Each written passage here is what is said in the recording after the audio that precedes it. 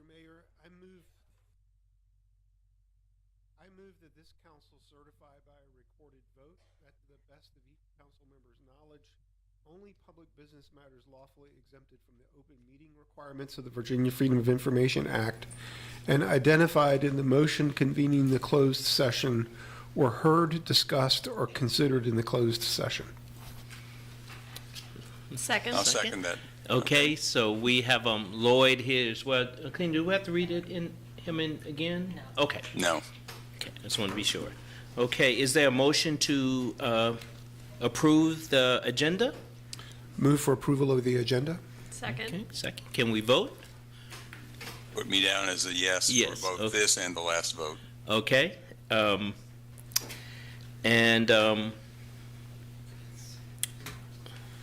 to catch up with this.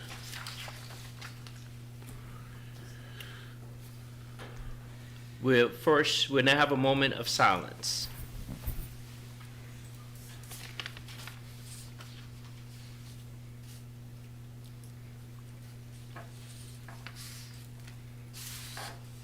Okay, thank you very much. Are there any announcements? I think, Natalie, you have. Yes, I have two announcements, 2.5.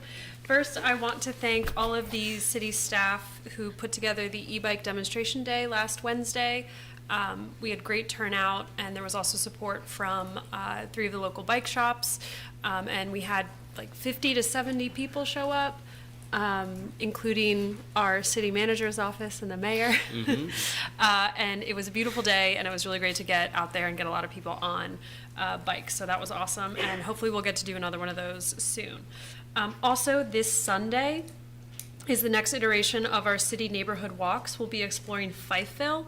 So we're going to meet at Buford at 1 p.m. on Sunday the 9th to take a couple-mile walk around the neighborhood, meet some neighbors, and get some steps in and kind of explore.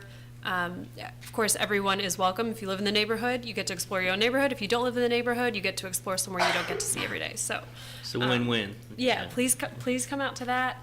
And then the e-bike subsidy lottery, our first iteration of that has been tallied up. We're going to hear a memo about that later.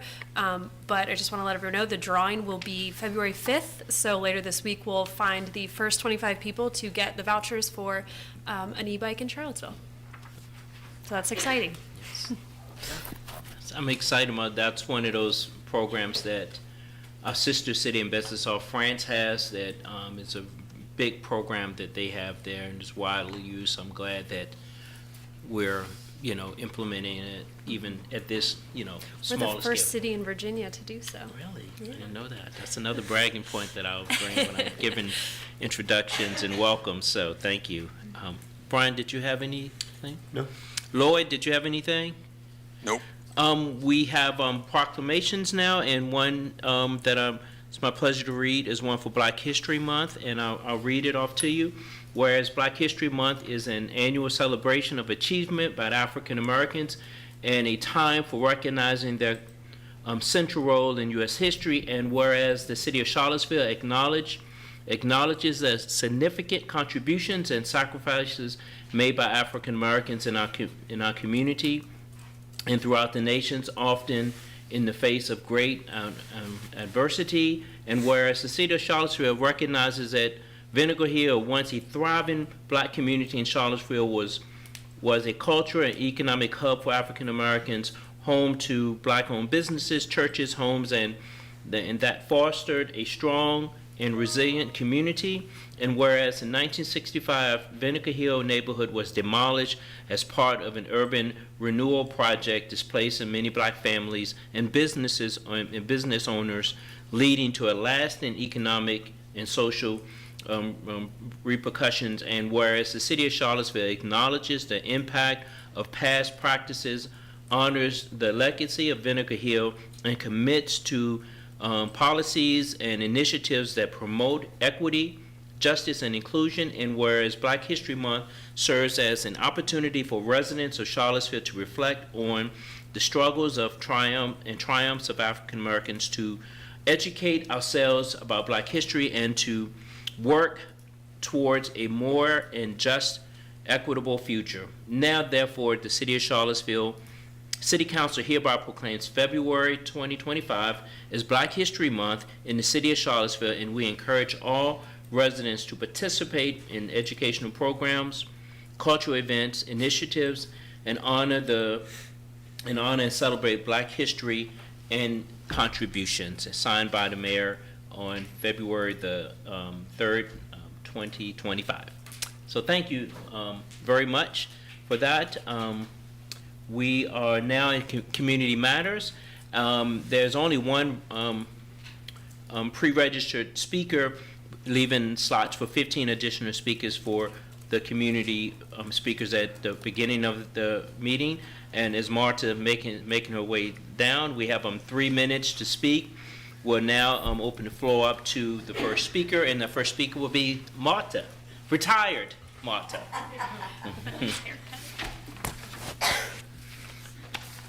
Good evening. Good evening. Thank you so much for the opportunity to speak. I really want to keep my part short. I know you don't normally share the time slot, but I'm here to really introduce you to the new CEO at Java, Judith Selzer. She comes to us with about 20 years of nonprofit experience and then several years as an executive coach. She brings enthusiasm and passion, and we're really excited to have her continue the wonderful work that Java does. So now I'd like to leave the rest of the time for her. Thank you, Marta. Well, thank you so much, Marta, and thank you. I appreciate being here tonight, the opportunity to say hello and introduce myself. As Marta shared, my name is Judith Selzer, and I am the new Java CEO. I have an amazing mentor here by my side, and of course, Mayor, I'm so thrilled you're also on our board. But just wanted to say hello. Thank you all for your years of investment in the aging community here in Charlottesville. You have been investing in this community for quite a while, and I look forward to continuing to partner with you. This year, some of you may know, we'll be celebrating our 50th anniversary, and so we'll have some kickoffs for that in March, so we'll be sending you invitations. It's open, of course, to the whole community.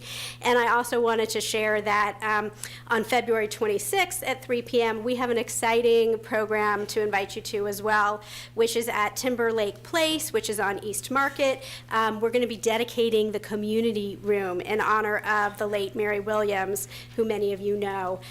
Her granddaughter will be there as well, so it's a very special day for us, so we'll send out invitations to that. But again, just so thankful to be here representing Java, and look forward to continuing to partner with you on great work for those in the aging community here in Charlottesville and beyond. So thank you so much. Thank you so much. I look forward to working with you. You rose to the top of a very competitive field, and of course you have some great shoes to fill, Yes. but I'm glad Marta is around. Thank you so much for your service to the community, Marta. Hope you can enjoy retirement.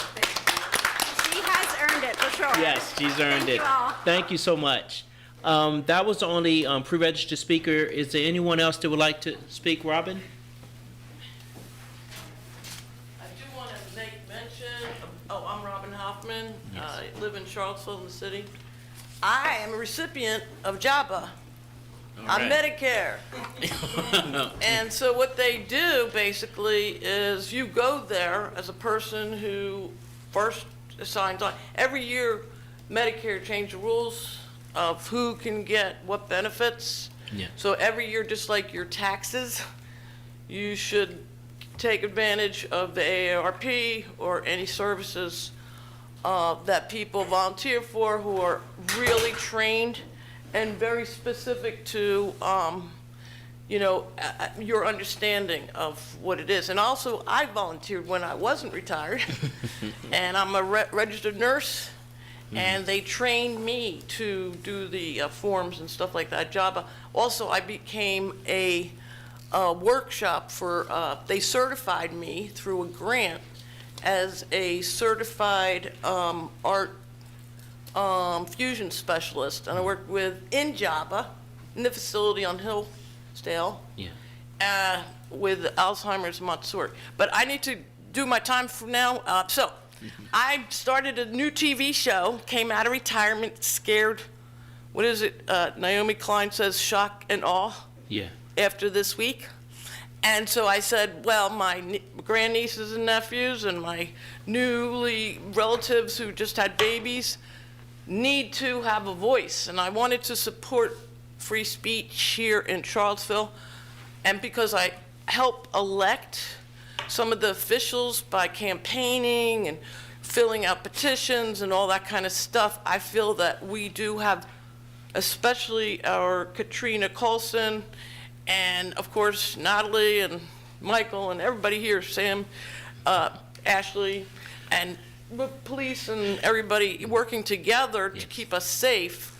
My point of making this new TV show was to help people get on that show and to bring people, especially artists and creatives and people who are nonprofits, to get on CPA TV, which is Charlottesville Community Media Center, which is the home of CPA TV, which is on the downtown mall. It's supposed to be open 9 to 5 or call for an appointment. Everybody can be on it. And if you're a senior, it's only $40. So I'm a senior. So I got it for $40 a year. I'm on 4 times a week, guys. That's because I've been doing it for 14 years. And then David Dillahunt is amazing, and he helps you with everything. And then you get on YouTube or podcast or whatever you like, or even just keep it for yourself. Okay, thank you so much. Thank you so much, Robin. I've learned something else about you. Many talents. Thank you so much. So we have opportunity for 14 more speakers at this time. Anyone else want to speak at this time? Mario, did you want to speak now? Please. Yes, please.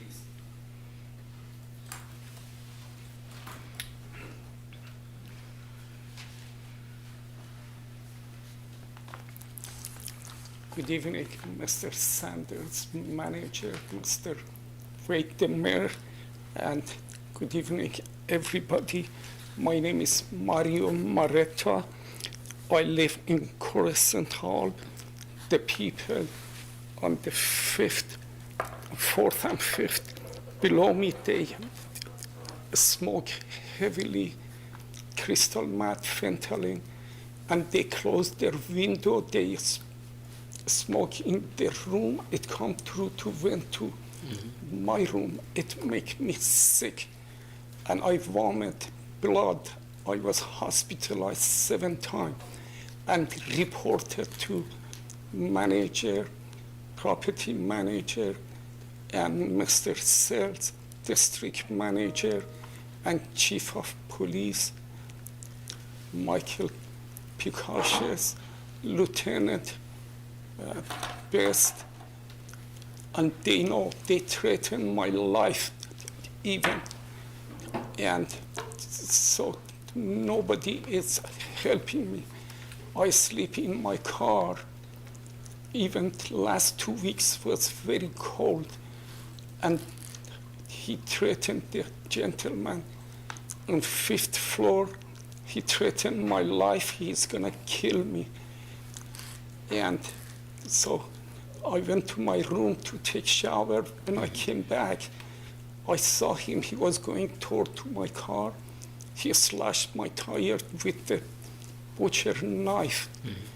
And I saw him. And the manager said they saw in camera nobody is slash your tire. And still they smoke heavily. And I study about all these drugs. I am a doctor. I came here to work in UVA. I have to take 3 exams. It's called USMLE. But I never study. And the gentleman said the police and the manager are dumb. Nobody can touch me. And he said, if you go to court, even I fool the judge, you are gonna lose her. So I don't know who can help me. Chief of police, I sent all the report to him. He never responded to me. I was here, I spoke with Mr. Sanders, with everybody, but nobody, seems like nobody care if something happened to me. and my dermatologist say I got cancer, and I have. So, thank you, Mario. We do care, and I have your number, and I'm going to share it with the with Sam to share with the chief of police, and someone will get in touch with you. Okay? Thank you so much. Thank you so much, sir. You take care of yourself. All right? Thank you. Have a good night, everybody. Thank you. Thank you. Thank you, everybody. Thank you. All right. So we have opportunity for 13 more speakers. Anyone else like to speak? Did you want to speak as a representative of some of your class? Anyone from the class would like to come and speak? Anyone from the class? This is democracy.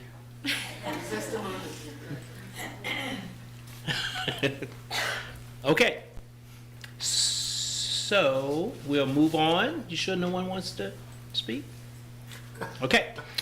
So now that we'll have another opportunity at the end of the meeting, if I remember my college days, I doubt if you'll be here, but at the end,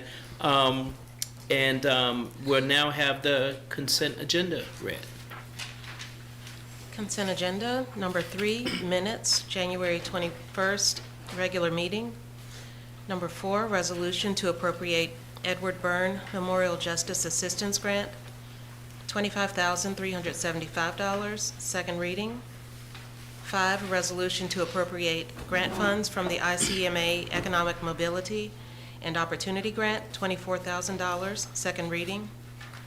6, a resolution to approve the 2024 Parks and Recreation Pollux Branch Trail Bridge Accessibility Enhancement Project, amended. Thank you. Is there a motion to adopt the consent agenda? So moved. Second? So, can we vote? And put me down as a yes. Lloyd is a yes. The motion passes 4-0.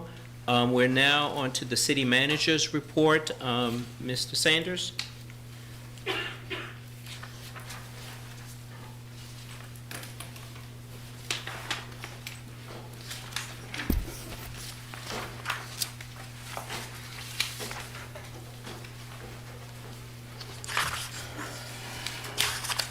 All right. So, good evening, council Good evening. and members of the public. This is my quarterly work plan update. Because y'all are learning, I thought I would explain a little bit more. This is how I am held accountable by them, because I work for them, and I have to tell them what I'm going to do over the course of a year. And this is my way to tell them every so often how I'm doing, and then they can decide if they like it or not. That's how it works. Yes. So this is the second quarter update, which I actually bled into the third quarter because we're off because we had that little ugly snowstorm that came and messed up 2025 for me, and I'm a little bit late in being able to present. So I, instead of giving you the full work plan in this presentation, because it's laid out different, I gave you a paper copy. I'll make sure that Councilors Snook and Payne get theirs in their boxes. But just wanted to highlight some things instead of going line by line through the larger document. But that will be posted tomorrow morning in the transparency portal as usual, so that the public can take a look at that as well. So identifying some specific accomplishments for this quarter, we came up with the sidewalk priorities list. That's been a huge issue for me, in that I think I do remember that the first town hall meeting that I had upon getting this job over a year and a half ago, sidewalks is what people wanted to talk about in the questions that they submitted to me. And I assured them that we would get to work and figure some things out. And Ben Chambers and team was able to do that and come up with a sidewalk priorities list, which gives us a way to focus on getting work done in a more structured, organized fashion. We also restructured the VDOT portfolio. That was settled with council approving the changes that we made back in November, and we're in the final stages of getting that set with the Commonwealth Transportation Board, which has acted on some of the things that we requested. Now we're working those things out locally. You heard in the last meeting the Safer Street Strategy, which was the urgent infrastructure conversation that I had with you all about trying to prioritize getting funds to projects that we have allowed to go unaddressed, try to make sure that we make some infrastructure improvements that would be quick as well as impactful. And then Deputy Marshall has been working feverishly on language access services. We've been able to get that set up. We're going to be training staff on how to provide language access services directly to individuals who need to engage and communicate with this government as a part of our equity work, and she's going to be bringing you a report in a couple months as well. We have some operating agreement work that's been underway during that quarter, SPCA, so setting up a new arrangement with the city, county, and the SPCA. Court operations in regards to security of the two courthouses, the Juvenile and Domestic Relations Court, as well as the new General District Court when it comes online next year. So we've worked with both sheriffs in getting some of that work done, so we'll bring you those details soon.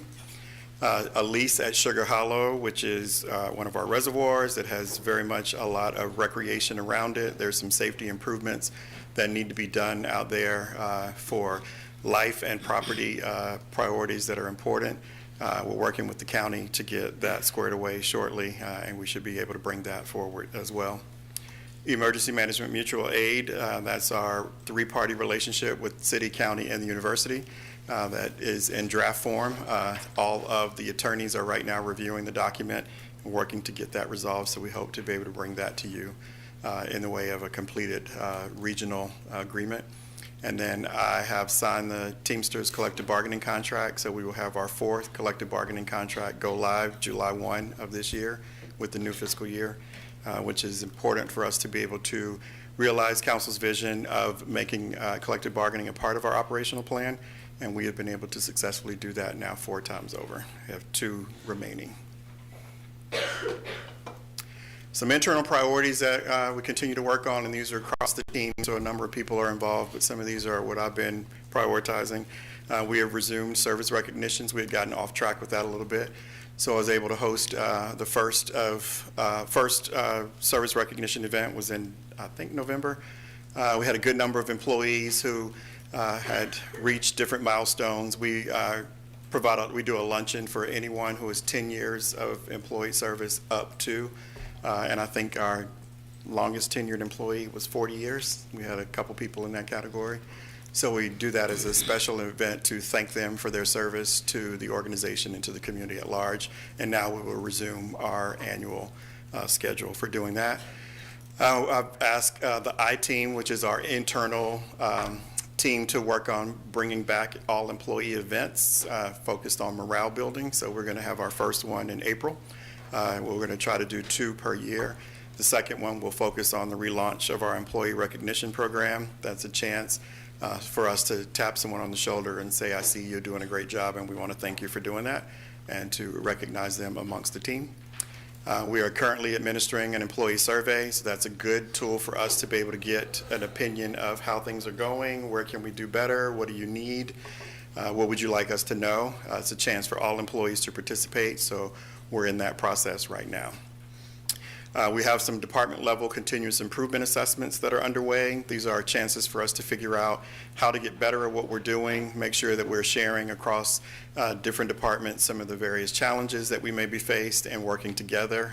The goal, of course, is to always work well together, but to make sure that the work is getting done. We would rather that it not be about our inability to collaborate as to why we haven't gotten some work done versus some of the challenges that may be out there on the street and doing the work, or what we find when we dig a hole and there's more going on there. And then we're reviewing standard operating procedures. That's important for me because I want to make sure that everyone understands what it is that they need to do and they know how to do it, and then therefore there's no question about what it is they're supposed to do. So that's all just kind of weaving what it takes to keep an organization like this moving. Like this slideshow. That is not moving. Thank you, Remy. It's not moving. There we go. This is the best slide in the whole thing here because these are key positions that we have filled. I wanted to make sure that I gave a spotlight to all the people who have chosen to join the city organization. We welcome them all, and we will do our best to keep them. Our new DSS director, Leon Henry, started today, so I'm sure we have overwhelmed him on his first day at the job, but we know he's going to do a great job. Our CAT Assistant Director of Operations, Karen Davis, has been on the scene for a few months now. She was actually probably back in October because I know she went with us to Champaign-Urbana for the site visit and learned some things there. Promoting from within, Matt Alfali has been promoted to planning manager, which is a new role that we added to make sure that we can get some better coordination within neighborhood development services. We have added a new employee who also started today, Ose Akin Lotan. I tried, is our new long-range planning manager. She comes with a very, very deep and rich experience from Pittsburgh, so it's a great opportunity for us to have someone with broader perspective. I also promoted Brendan Duncan internally to city engineer, and his old seat has now been filled by Caleb Smith as a traffic engineer. We were able to add 2 deputy directors to Parks and Rec, Katie Lockhart and Rachel Smith. Then Katie being the Parks replacement to Rion being promoted to director. And then we have 2 new city attorneys, Vaden Hunt, who's been with us a few weeks, and Sue Chan, who starts on Wednesday. So we have filled out a number of seats. We still have a few more to go. It's okay that we have some because every organization has vacancies, but it's really this slide right here that matters the most to me. These are the last 2 seats of who's missing from my leadership team, and we are in the throes of finalizing these 2 recruitments, hoping that we might be able to make offers this month and maybe see these 2 bodies walking around the building with new responsibilities in the next 30 to 45 days if I can have my way. And again, this is important to me because then this would be the first time that the entire leadership team for the city of Charlottesville has been in place at the same time. Very important. And then the last thing I wanted to share with you is, and we're going to post this again, this will be posted on the council webpage, but we'll post it in the transparency portal as well. I've worked through the first 6 months of the year laying out for you all work session topics. These are the opportunities in your 4 o'clock session where you can work on things, ask questions. I've tried to pick up the things that I know that we've been talking about that need a little more attention. Staff has been able to share where there are project areas that may need the benefit of hearing council's position and or priority and direction. And then some of these are just matters that I need to get clarity on by having staff present to you to see where it is that you are interested in going on various political issues. So you'll see that I have booked the entire 6 months, but I've left blank spaces there because we know that there are going to be a need for things to come up from time to time. So the goal will be to try and preserve some of those slots. And then there are some other topics that we know that aren't fully baked at this time that may come, and the goal was to be able to ensure that there was some flexibility to accommodate those. The bar across the middle highlighted in blue are your budget work sessions. So those are the remaining sessions that are associated with the budget review process. The key being that March 4th, I will present to you my recommendation for the FY26 budget, and then you will unpack my work and the team's work from there. And we will hopefully get everything wrapped up to have you adopt the budget in the middle of April because we have to. But I'll be bringing you a balanced budget, as you know. And I also added down below the city manager's report because I've gotten in the habit of trying to make sure that the city manager's report is not just a simple series of here's something we did, something we're doing, but also to kind of give you a chance to hear and the public to hear updates on various things. So you'll see there that the next meeting, Crystal Rittervold will come and talk to you about the plastic bag tax because we have not had a conversation about that since you put that in place. And the goal is to just share with you how that program is working and what are we doing with the money that we've been able to collect. And we'll continue to do that over the course of the remaining 6 months. So that's my report. That's where we are. We got a lot more going on and a lot more to do, but it's coming. Thank you so much. Questions? Lloyd? Couple of questions. Mr. Sanders, first of all, I note in the report that is included with the agenda materials that you've talked a little bit about the Rivanna Water and Sewer Authority, and in particular the Central Line project has significant escalation in budget with a newly realized need to bury the line deeper than existing city services to avoid unintended impacts, either infrastructure. Do we have a sense at this point of how much more that's going to be? How is that likely to affect water rates in the city? That sort of thing. We've been getting emails from Dee Dee Smith, former city councilor, who's been very interested in this issue. And in part, I wanted to assure her that, yes, we do read our emails, but is there anything you are in a position to tell us at this point? You say more details to come. Any details you can give us now? Yeah, I mean, basically, the summary there was meant to just let everyone know that that's the conversation that's been had in our Ravenna board meetings. We did receive some information from Bill Moyer today. I got a chance to really kind of skim over it, but not really go deep. I know that there is more detailed work that has to happen in regards to letting the public know more changes and/or variations to what's happened. But in talking with our utilities director, there was a conflict discovered in the planned placement of the water line, and the goal was to make sure that we were not creating future problems for ourselves by having the water line run parallel to existing lines. The desire was to have the new water line go below existing infrastructure so that you would be able to access either and not impact the other. But there's more details that we're going to be working on getting. So I will tell you that there's probably a brief in your future. And I shouldn't say probably, there will be a brief in your future, but the goal will be to get you more clarity on that. But we're going to have to work with Ravenna on that as well.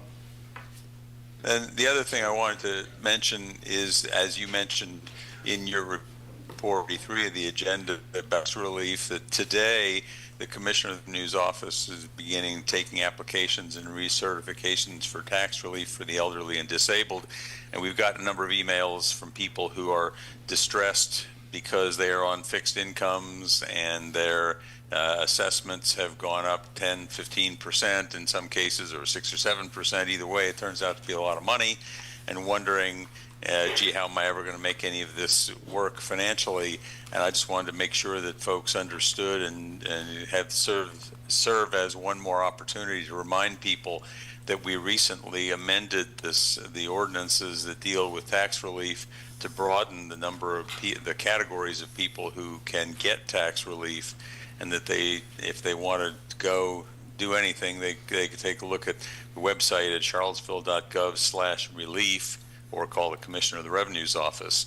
But then I had one other question for you, and this is not something I expect you to be able to answer tonight, but just to sort of flag for perhaps whether it'd be possible to have a discussion of this in a couple of weeks or as we go through the budget process. None of us knows what is going on either in Richmond or particularly in DC with government spending. And I am concerned that as we make decisions over the course of the next few months on budget, even for the current year's budget, that I just really want to make sure that you all are on top of what changes may be coming and what actions we may need to take to deal with what may be some significant changes in funding formulas and things like that. Again, I'm not expecting an answer tonight, but just to ask that you keep that well in mind over the course of the next few weeks and months. Sure. So there were two things there, so I can respond to both, honestly. With the tax relief program, Mr. Divers has confirmed that there is usually funds still left over after the relief has been applied. So that shows us that we feel like we're not underfunding the program. We are definitely funding the program appropriately. The question is, are we missing people? So that's why he has been doing additional outreach work. He's been doing some things that both myself and Deputy Marshall have shared with him in the form of ideas on how to connect to the public that normally doesn't come to meetings like this and engage with the government, except for those various needs that they may have. We've seen some increases there, but we do have built into the program that it slides up when the assessment goes up. The question is always, is there enough money available? And we are assuring that in the new budget that we're going to make sure that there's enough funds for that associated increase based on the assessments going up. So that's part one of your statement there. Part two, in regards to what's going on with the federal government, who knows? How do we deal with that? We just get ready. And the goal is just to stay up on what's happening. We are paying a lot of attention to what are the grants and agreements that we have that are associated with the federal government specifically. I just received an agreements inventory is what we're calling it, very much like the grants inventory that you saw. The city has 120 different agreements in place across the entire organization. And our community solutions team has assembled that work. I'm about to have the deputies review that. They hadn't heard that, but they're about to review that for me and make sure that we're not missing things that we all know about. But the goal there is just to stay up, and we feel like that is the professional advice that we're receiving from the different groups and national organizations that we're members of. Everybody says we're in a wait-and-see mode, but for me, I'm not waiting too much. You're going to have a surplus conversation very shortly, and there will not be a recommendation on spending that money because I'm not bringing that to you at this time. It's my recommendation that you hold that money and let it sit, and let's give ourselves a few weeks of seeing what happens with more time with the administration figuring out what it wants to do, because it's going to matter when final decisions get made as to the impacts of changes that might result, and we should anticipate that there will be changes. That's always the case. It doesn't matter what administration is in place, but ideally we need to be prudent with the funds that we have and probably be a little more conservative than we probably ordinarily would with having that savings available to us at this time. But I'll continue to monitor that, and I anticipate having to talk about this for a few months to go as we talk about just what this transition feels like. Natalie, did you have any questions or anything? I actually had the tax announcement flagged as well, so Lloyd. thank you, Lloyd, for covering that. Very good. All right. Yeah, All right. Thank you. thank you very All right. much. The next thing on the agenda is we have a public hearing and resolution on appropriation to amend the FY25 budget. It's the first of two readings, so are you doing this? Sam? Mr. Cullinan should be online for that. Oh, okay. Good evening, Mr. Mayor, members of council. I'm Chris Cullinan, City Director of Finance. Can we get the As the you know, volume as you know, increased? Mr. Mayor. Hang on, Wait a Chris. sec, Chris. Oh, Remy, is there an adjustment to volume that you can make? yes. Okay, Chris, go ahead. There we go. Can you hear me now? Yes, Yeah, that's better. Thank you. Thanks. Great, thank you. Good evening, Mr. Mayor, members of council. I'm Chris Cullinan, the city's Director of Finance. As the mayor said, this is, agenda item is the first reading of the fiscal year 2024 year-end appropriation and public hearing. The total amendment to the FY25 budget is $27,851,605.84, and this is spread across a couple of different of the city's funds, the largest of which is the general fund. The funds remaining from FY 2024 total approximately $25.1 million is the total appropriation. The surplus portion of that is approximately $22.4 million. There are a few other housekeeping items that we need to take care of in that fund. We've had some pretty extensive discussions about that, both at your last meeting and actually the meeting for that as well. If you haven't answered any questions that you might have, I wasn't planning to retrace through that this evening. We also have recommendations for some year-end appropriations to the Facility Repair Fund, to the Grants Fund, the School Gain Sharing Account, and again, those all of those adjustments total $27.9 million approximately. And I'd be happy to answer any questions you might have. As Mr. Sanders did say, our recommendation as it relates to the general fund surplus portion of this, the $22.4 million, is to place it in the city's CIP contingency account per our financial management policy. And as a reminder, anytime we tap into those funds, it does have to come back to council for your consideration. With that, I'd be happy to answer any questions you might have. And just before I forget, there is a public hearing. That public hearing notice ran on January 25th, 2025 in the Daily Times. Okay. Thank you, sir. Any questions or comments from councilors? Lloyd, I'll start with you, sir. I've got nothing, thank you. Okay. Brian, you? No questions from me.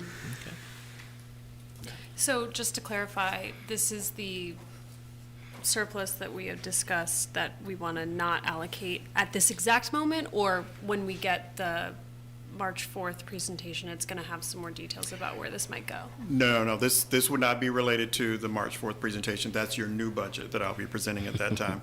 This is the results of the budget that ended June 30th. And once the books closed, there was this amount of money left over. unallocated. So basically, what we would ordinarily do is I would be following Chris. He would have made his presentation, and I would have followed with, here are a series of recommendations that I would like to make as to how to begin spending that money. I am not doing that tonight because of what we are dealing with, as I related to you. The transition has caused an uproar. Last week was a bit of a mess for a number of people in this seat and seats around the country who do this kind of work, and nonprofit organizations, hospitals, and the like, of not being certain as to what changes they were going to have to really embrace. We have identified that there's $25 to $30 million of federal money inside this city budget. If the spigot were turned off, if we say that that's what happens and it never comes back on, that's the kind of impact that could be had to this organizational budget. That's more than 10% of our budget, and in some years, that would go away. And I think what we want to do at this moment is just kind of give a little room for the desire for change in DC, see how that comes in the form of ideas, what sticks, and then from there, we take steps. I'm not saying that I won't come back to you even in the next meeting with the plan to spend some of this $22 million that's available, but right now, I'm not there. I just want to just kind of provide a little room and see what happens first. Okay. And maybe this was explained, because I know this had to be public noticed, but how come we are doing this now? We're actually later than normal. Okay. Like, we would have done this early in the year. We probably wouldn't have done it at the first meeting in January since we canceled that. But we would have done it a little bit sooner based on our normal schedule. We had some last-minute issues with getting details from the auditor at the close of the year, which is when we probably would have brought you a series of recommendations for you to think about. And then after the snowstorm, then it just kind of threw us off. So and I wasn't in a rush because we were close to the transition, and I wanted to make sure that we got a chance to see what the first couple weeks are going to be like. Got it. So we'll stash this now. And Yeah, then, it goes in the CIP contingency, so that's viewed as, in essence, a savings account. That's our policy, is to put it there. And then anytime that we would make a recommendation on how to use that, I would bring that to you as an action item. Gotcha. And because this is a public hearing, we're not voting on it today, but the Correct. public is allowed to come comment on that if they would like. And that's a perfect segue. I'll open the public hearing up. If there's anyone from the public that would like to speak on this appropriation, the public hearing is open. Anyone like to speak on it? I will now close the public hearing, and this will be on the, that we want on the consent agenda item for next, the 18th? Okay. That's usually. It'll be on, Lloyd, you okay with it on the consent agenda? Yes, I am. Okay, so, Ms. Thomas, okay, so we're on the consent agenda. The next item is a resolution to support the infrastructure, the citywide bicycle infrastructure program. Mr. Chambers?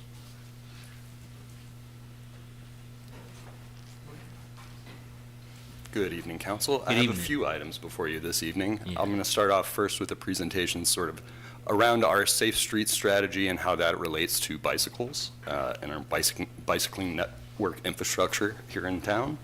Then we'll move on to a presentation on our e-bike pilot program, which our bike and pedestrian coordinator, Tommy Safranek, will be delivering to you with a little assist from me at the end. And then we'll move on to a Safe Routes to School presentation by our Safe Routes to School coordinator, Kyle Rodlin, also with a little assist with me at the end. Both of their presentations are related to resolutions before you. The e-bike program will be about moving some existing funding around to create a new e-bike pilot program fund. It'll just make it easier for us to do the work for the e-bike pilots, so that's sort of administrative. The Safe Routes to School resolution is going to be related to appropriating grant funding from the TAP grant for non-infrastructure projects into NDS so that we can pay for having a Safe Routes to School coordinator this year. First, I'm going to start us out talking about bicycling, though, and I'm going to mess it up by calling it biking and bicycling and The stumble on my clicker is words a down bit. below for you to control it. Yes. Perfect. So I was here a couple weeks ago talking to you about a safe streets strategy. didn't really talk a lot about bikes when I was talking about that. And then we saw what was on the next agenda, and it was this e-bike resolution and a Safe Routes to School resolution. And it seemed like a good idea to talk about how do those fit in with this bigger strategy we just talked about 2 weeks ago. So just a reminder, we talked 2 weeks ago about a 3-phase strategy that would be looking at making our streets safer over the next 5 or so years. We're looking at what are the existing projects that we're working on, what are our current budget requests, and what are some future needs that we're going to have in the system that we can start working on. This is taking work that we're already underway with and combining it with sort of what is the long-range vision of things that we need to keep our eye on. How do we line this up so that we are updating all of our plans for a new generation of planning in the city? And that isn't just cars, that's not just pedestrians. That may have been the focus of last week.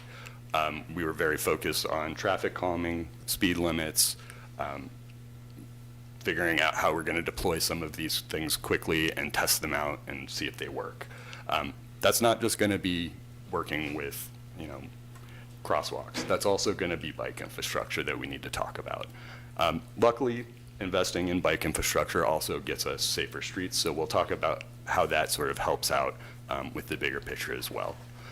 Before I jumped into that, I sort of wanted to give you an overview of how bikes fit in with the bigger picture. These are the breakdowns of the mode shares that people use in our city, in the metro area around our city, and in the state of Virginia as a whole.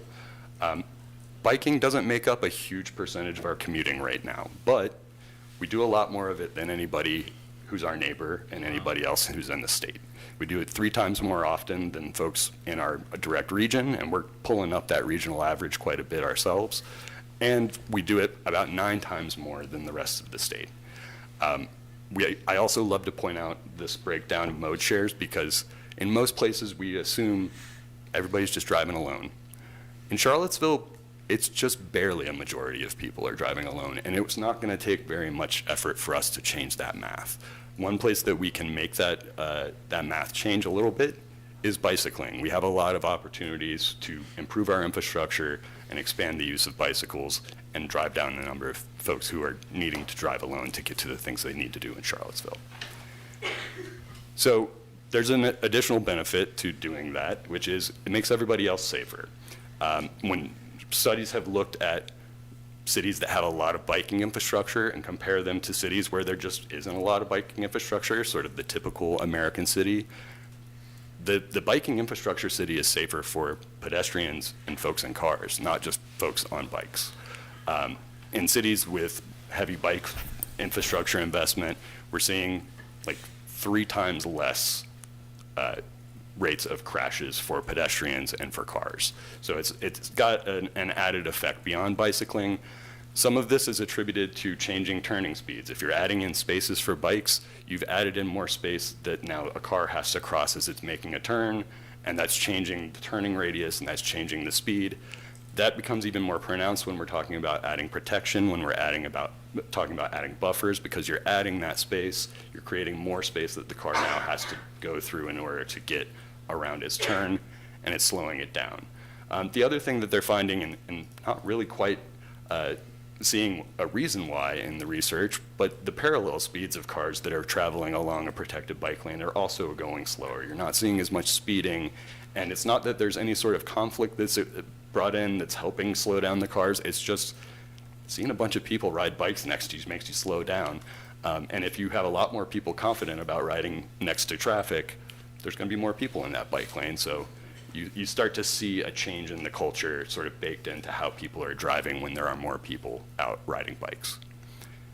When we're looking at our Safer Streets strategy, this was sort of the 3-phase strategy I laid out for the next 5 or so years. When we're looking for where do bikes fit in here, it's everywhere.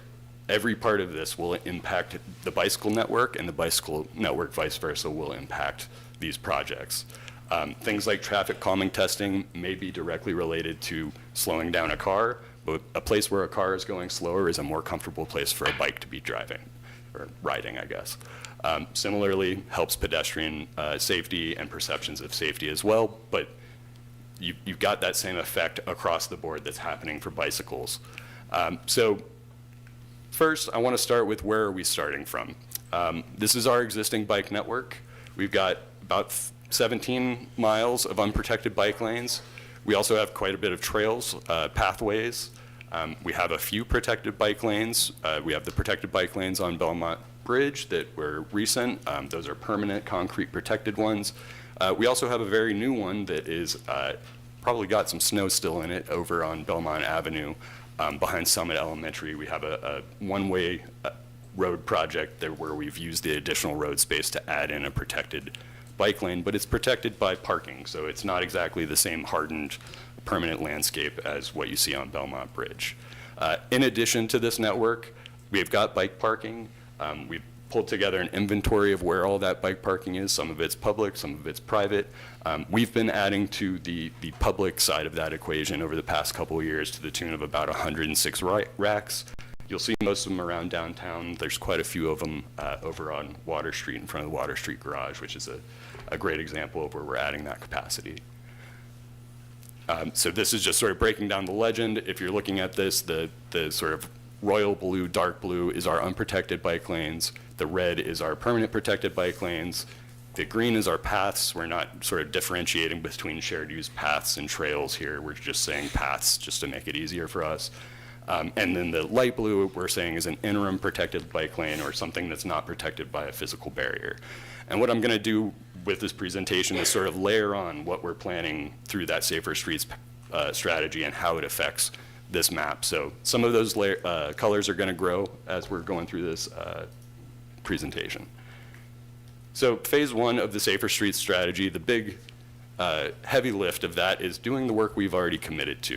And quite a bit of the work that we've already committed to will make our bicycle network safer and stronger. A few of those projects are associated with our VDOT project portfolio. That includes an Emmett Streetscape, Fontaine Streetscape, which would both add pathways, which is what we're calling the shared use paths, Washington Park Connector Trail, Rugby Avenue Shared Use Path, and Meadow Creek Valley Trail are all VDOT project portfolio projects.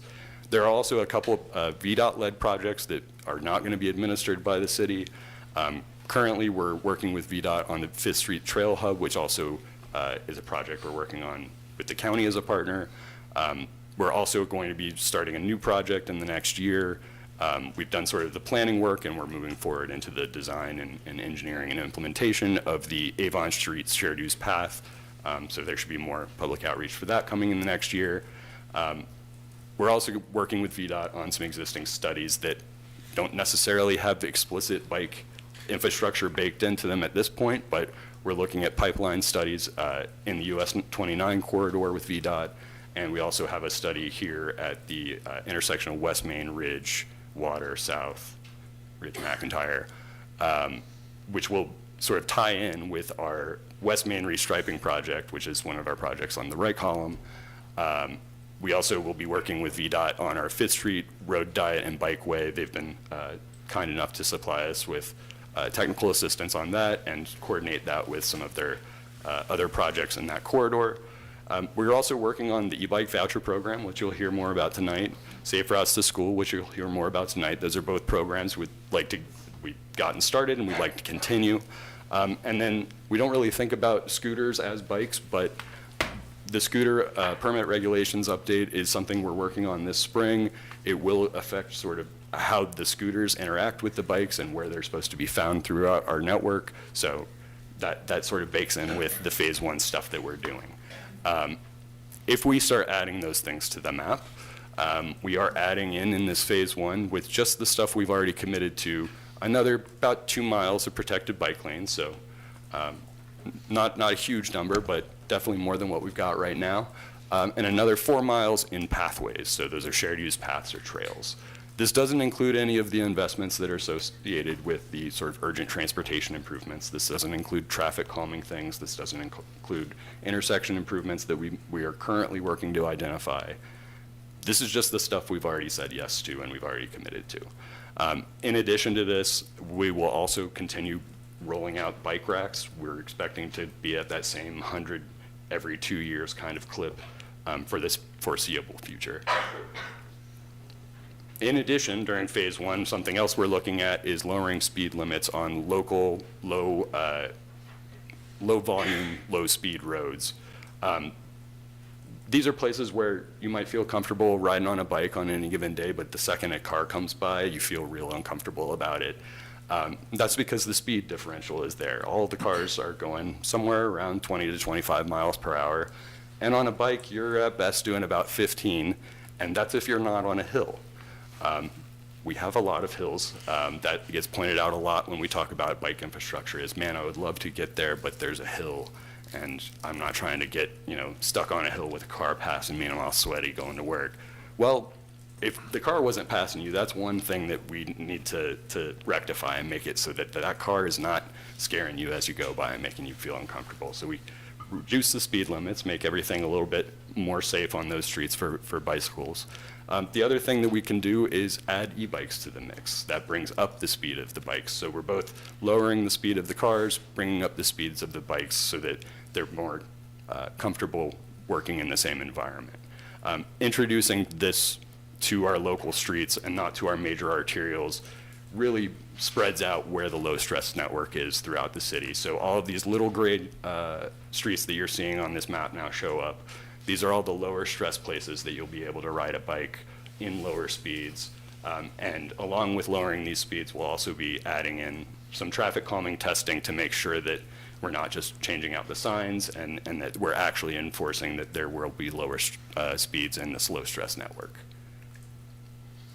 The other part of the Safe Streets strategy that we're going to be looking to do is figure out what is the bigger network. Some of that is going to go into our citywide transportation planning effort that we'll be scoping over the next year or so. There's going to be sort of just a bigger dialogue that we're going to need to have to understand where are those connections across town that aren't being served by our current network. We're also going to be working on sort of corridor by corridor assessments of where can we continue to lower speed limits, not just on the local streets in people's neighborhoods in front of their houses, but on places like Elliott Avenue, where we have a large arterial, but we have a speed limit that doesn't really function the way that our Streets That Work guidance says that they should. Both of these are going to be really heavy lifts to tackle this greater network of what we call our framework streets. These are from the Streets That Work framework. These are our big arterials. These are our streets that connect all of those neighborhoods together. Working through on corridor by corridor basis or through a citywide transportation plan is going to be a lot of effort. This is going to take a lot of time and funding, frankly. Can't tell you exactly how much yet because we haven't really started doing this on a consistent basis, but we will be working on the West Main streetscape restriping this year, as well as the 5th Street Southwest Road Diet and Bikeway. Both of those projects should really give us a good insight into what does it look like when we look at another corridor in the city that's as big as this one. There are opportunities that this won't necessarily be just we're going corridor by corridor, doing corridor plan by corridor plan. We could bake this into other planning efforts like small area plans. So there may be different flavors of how we tackle these problems, but this is going to be sort of where the stickiest issues in our network are going to be hashed out. So when you take this, hey, we're going to talk about this whole network in the next 5 years in some fashion or another, and you add that to our network, now this is what it looks like.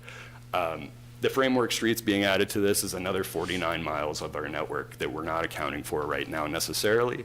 And we have an opportunity in the next 5 years through phase 1 and phase 2 to tackle a lot of these and identify what are the projects in phase 3 that we want to start going after federal and state dollars, hoping that they're still available, to do bigger, more permanent applications of this network. So this is what we're working up to over the next 5 years, is filling in all these gaps in the network so that we can take our existing network and turn it into something a little bit more robust through expansion of our network through existing projects, expansion of our network through lower stress streets and lower speed limits, and planning on our framework streets through either corridor restriping plans or through the citywide transportation plan. In the meantime, this is sort of what we're working on right now. Highlights for this spring, we are going to be rolling out design options for the 5th Street Road Diet and Bikeway. This is a project that's lingered for a while. I believe there was an iteration right before I came on that was looking at a road diet in this corridor. There were some traffic issues associated with that design, and so we've gone back to the drawing board and looked at a design that doesn't remove a lane in both directions, but only removes one in one direction and adds in a protected bikeway facility. We have been working closely with the VDOT Bike Ped office in central office. They were the ones who gave us the money to do this study. They had some additional road diet funding from doing some work across the mountain in Harrisonburg and said, you guys have a nice corridor here, and we've got an interchange at the end of it, and we need to figure out how this is going to work. We do have some draft designs, and we're pulling together sort of the public engagement materials and are aiming to do that sometime in March of this year. We'll be looking at some input on various design options, mostly along the ends of the corridor. What happens when you get to that Cherry Avenue intersection, which is shown here? What happens when you get to Harris Road or 5th Street Station? So more to come on this in March. We will also be talking this year about West Main restriping study. This is sort of following on to previous work in West Main where we had a streetscape project there previously. It became not possible to do due to financial implications of spending that money there instead of somewhere else. And so now we have a corridor with no existing plans for it. What we're planning on doing is coming in and looking at what can we do in between the curbs. We don't want to tear up the sidewalks. We don't want to move parking to some off-site location.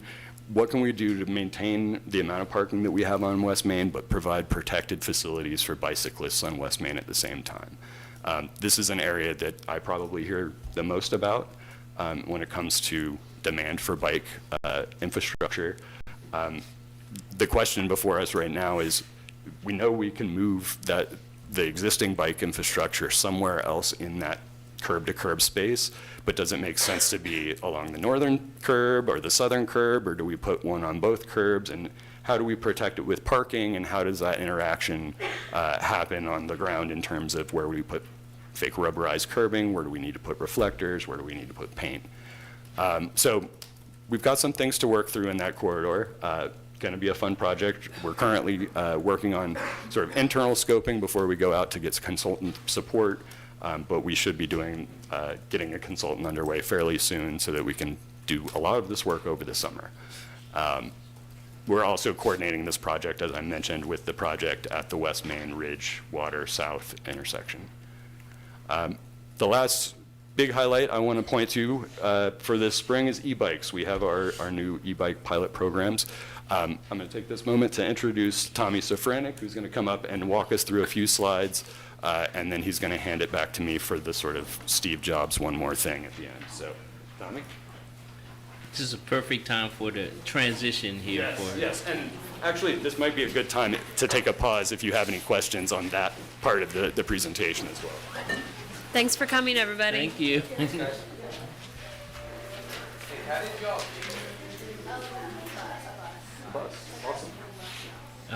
See you in 2 weeks, right? Yeah. Yeah? This is the good part. Yeah. Yeah, so I'll pause here in case you all have any questions about that first segment before we move on to the e-bikes. So, Something's prepped for them. could you go back to, I guess, what was phase 2 you called it? Yeah. So this is the first part of phase 2 is talking about the framework streets. These are the streets from our Streets That Work. So this is like doing work on the streets themselves, like traffic calming and. Yeah, some of this is going to this- be aimed at lowering speed limits and how do we do that in some of these bigger arterials, but it's also, are there opportunities for protected bike lanes? Things It like has that. a knock-on effect of making it safer to bike. Right. Okay. And then the next, yeah. So this is layering in the phase 1, I guess. Yep, so this is everything that you've seen layered all together. So existing and phase 1 and phase 2. So that, yeah, this is what we're anticipating the bike network looks like in 5 or so years. The sense I get is that this is not going to cost a huge amount of money. This is more, I'm not going to say that with a straight face, but Well, I mean, typically guess- bike infrastructure is cheaper than most concrete sidewalks and Yeah, I things guess like what that. I'm really trying to say is I think that you all have markers in the CIP for this. For the Phase 2 stuff, no, we don't have anything in the CIP for that specifically. And for some of the Phase 1 things, we don't have those in the CIP quite yet either. Those are the urgent transportation improvements that we're currently working through and trying to identify what are the priorities that we need to invest in so that we can come to Mr. Sanders and say, here's the list of things that we think are necessary to carry out in the next year. So are you going to be able to get that wrapped up prior to budget season, the process we're in now? or Yeah, is that, it- we're currently pretty deep into it, so I would suspect that we should have clear answers, especially on Phase 1 projects, within the next month or so. The Phase 2, I think, is going to be more dependent on sort of the outcomes of the West Main project and the Fifth Street project to understand how much money is it going to take for us to do some of these framework streets. Like, the planning alone might be more than a lot of the projects that you see in Phase 1. Okay, So, okay, thank you. yeah. Anything else? Well, I liked seeing the mode share slide. Yeah, I hadn't seen that Yeah. in like, I don't know, 20 years or so, so it was good to see that breakdown. Yeah. I'm sorry. Oh, no, go ahead. How I mean, It's the Correct. 2023 five-year ACS, yeah, so, and I looked back through a few of them, because I was a little shocked the first time I saw it, like, when did that change? It's been pretty consistent like that for over a decade, so work from home has popped up, but Yeah. otherwise, yeah. Yeah, it's good to see that we are higher than the area. I mean, in a certain sense, like we want everyone to be higher, but it's nice to see that people in Charlottesville are beating the average there. But still, 3% leaves room for improvement, and it's definitely one of the chicken and egg things. People are biking in spite of the hills, in spite of the infrastructure, and if we make it more hospitable, more people will do it. Which I know you know. So Yeah, it's I not a will question. give some of our neighbors a little bit of credit. It's easier to bike here because we are a smaller locality and don't have as much mileage to cover it. So we have that going for us, which is a strength for us, and we should lean into that and be able to build out our network to facilitate those kinds of trips. But, some of our more rural neighbors, you don't want to take a bike out on some of those 55-mile-per-hour rural roads. So. Absolutely, but hopefully, once Charlottesville is more hospitable to biking, some of those people in the urban ring will feel more comfortable crossing the city-county line on their bike instead of a car.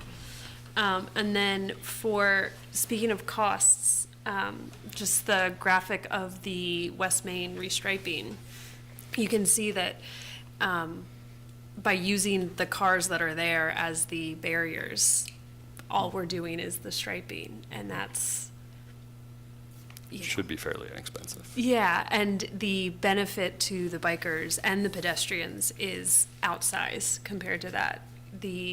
When you bike down West Main Street now, you're biking on the driver's side of the cars, and every parked car has a driver coming out of it. But not every parked car has a passenger coming out of it. So your risk of getting doored, which is when the person opens the car and doesn't look for you and you hit the door, is dramatically reduced by even just being on the passenger side of the car. So something as simple as that, you're not taking space away from anyone, you're just rearranging it, and it makes such a big difference. So that's very exciting to see. Anything else?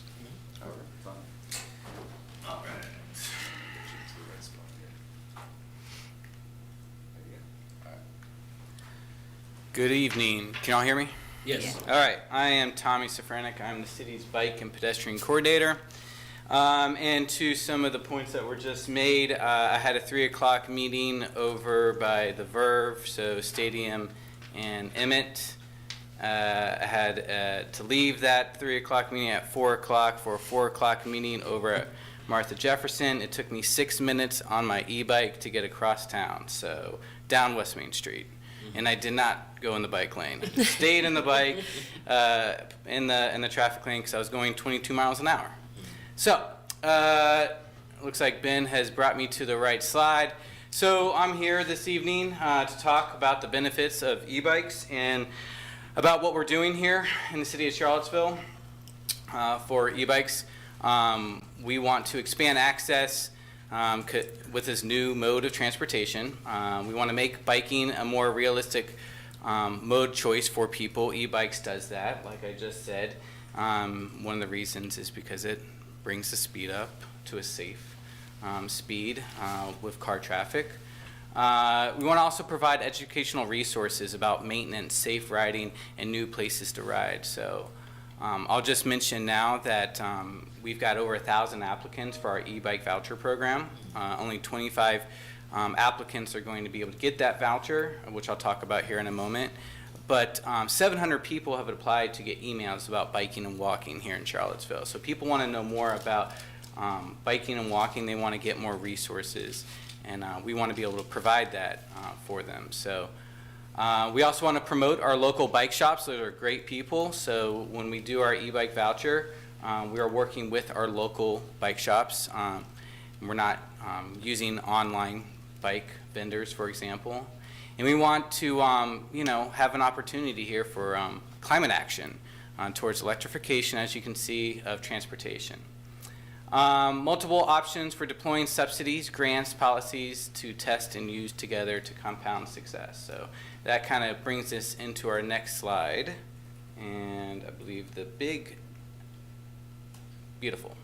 So we have multiple programs that we're kind of working on. The two that we're really going to highlight this evening are the e-bike voucher pilot program, which I'm about to go into, and the e-bike social mobility grants pilot that Ben is going to touch on here in a little bit.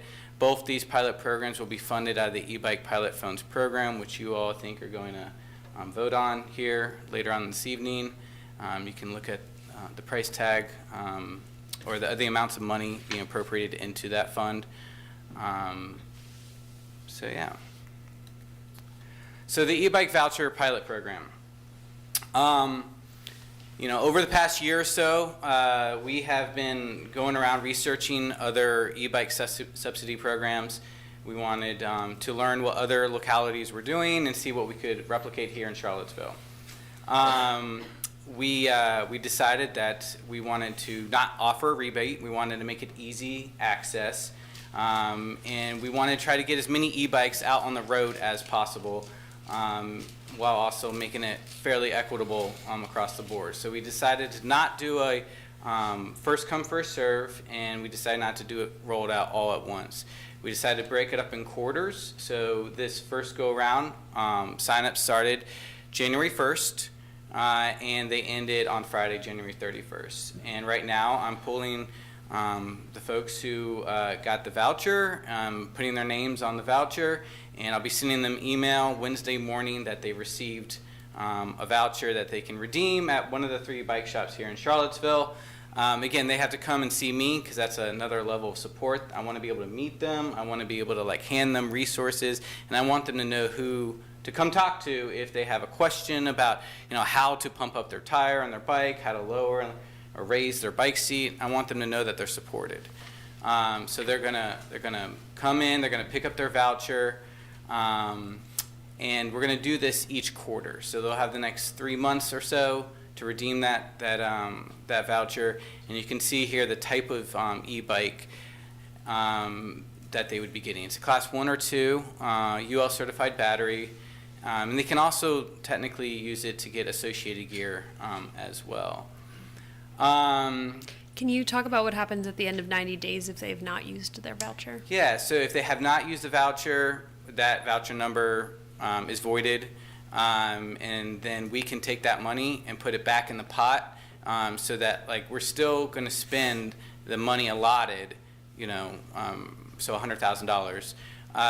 We just want to make sure that something may have come up. Maybe that person decided to move from Charlottesville. Maybe that person decided to buy a bike that wasn't on a bike shop. Who knows? But we want to know that. So as soon as 90 days is up, that's voided, and we can put that money, and maybe next quarter we'll issue 26 instead of 25 vouchers. So they'll be given information on safe operation, additional services available like warranties, maintenance, training, and financing options. So again, that's one of the main reasons why we're working with our local bike shops on this. So current funding allows for this quarterly, like I mentioned, 25 vouchers each quarter, $1,000 per voucher. But as you can see, the number of vouchers could go up depending on staffing and funding availability. Right now, Ben and I are working with our coworkers over in sustainability on this program. So, quick question, and Yep. maybe Natalie, you may be able to answer this one. But what is a good cost of a good e-bike? Is it like $2,200, $2,000? I have no idea. Gonna sell your moped? No. It's getting Refund warm. it? I'm about to get it on the road again. So when we were talking to the bike stores, initially we were hoping that there would be at least one that would be under that $1,000 mark so that somebody could just walk in and buy one. But currently the lowest price one I think that I've seen at their stores is $10.99. And it is UL certified. It's not going to like have problems with your battery. I believe it's a class 2, so it gets up to 20 miles per hour with a throttle. It's a pretty solid bike. A lot of them you'll see around the $1,500 to $2,000 price range, though. Thank you. And I had been thinking about getting an e-bike for a long time. I had several tabs open on my computer when I was trying to figure out the one I wanted at various price points.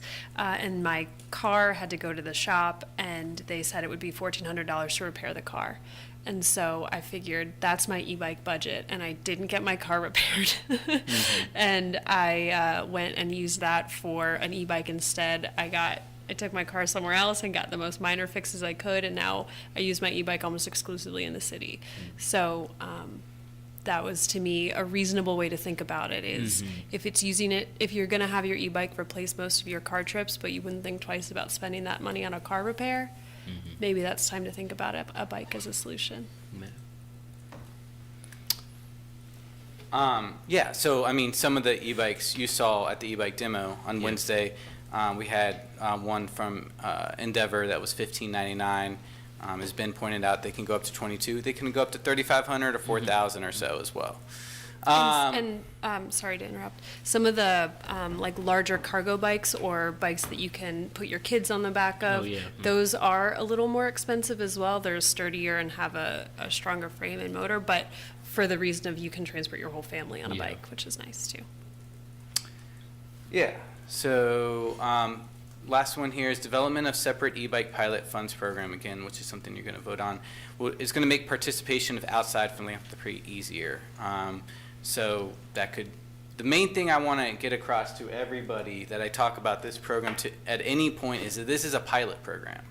You know, we are very interested to see how this program works, reevaluate it in 6 months, 12 months, and tweak it as we, deem necessary.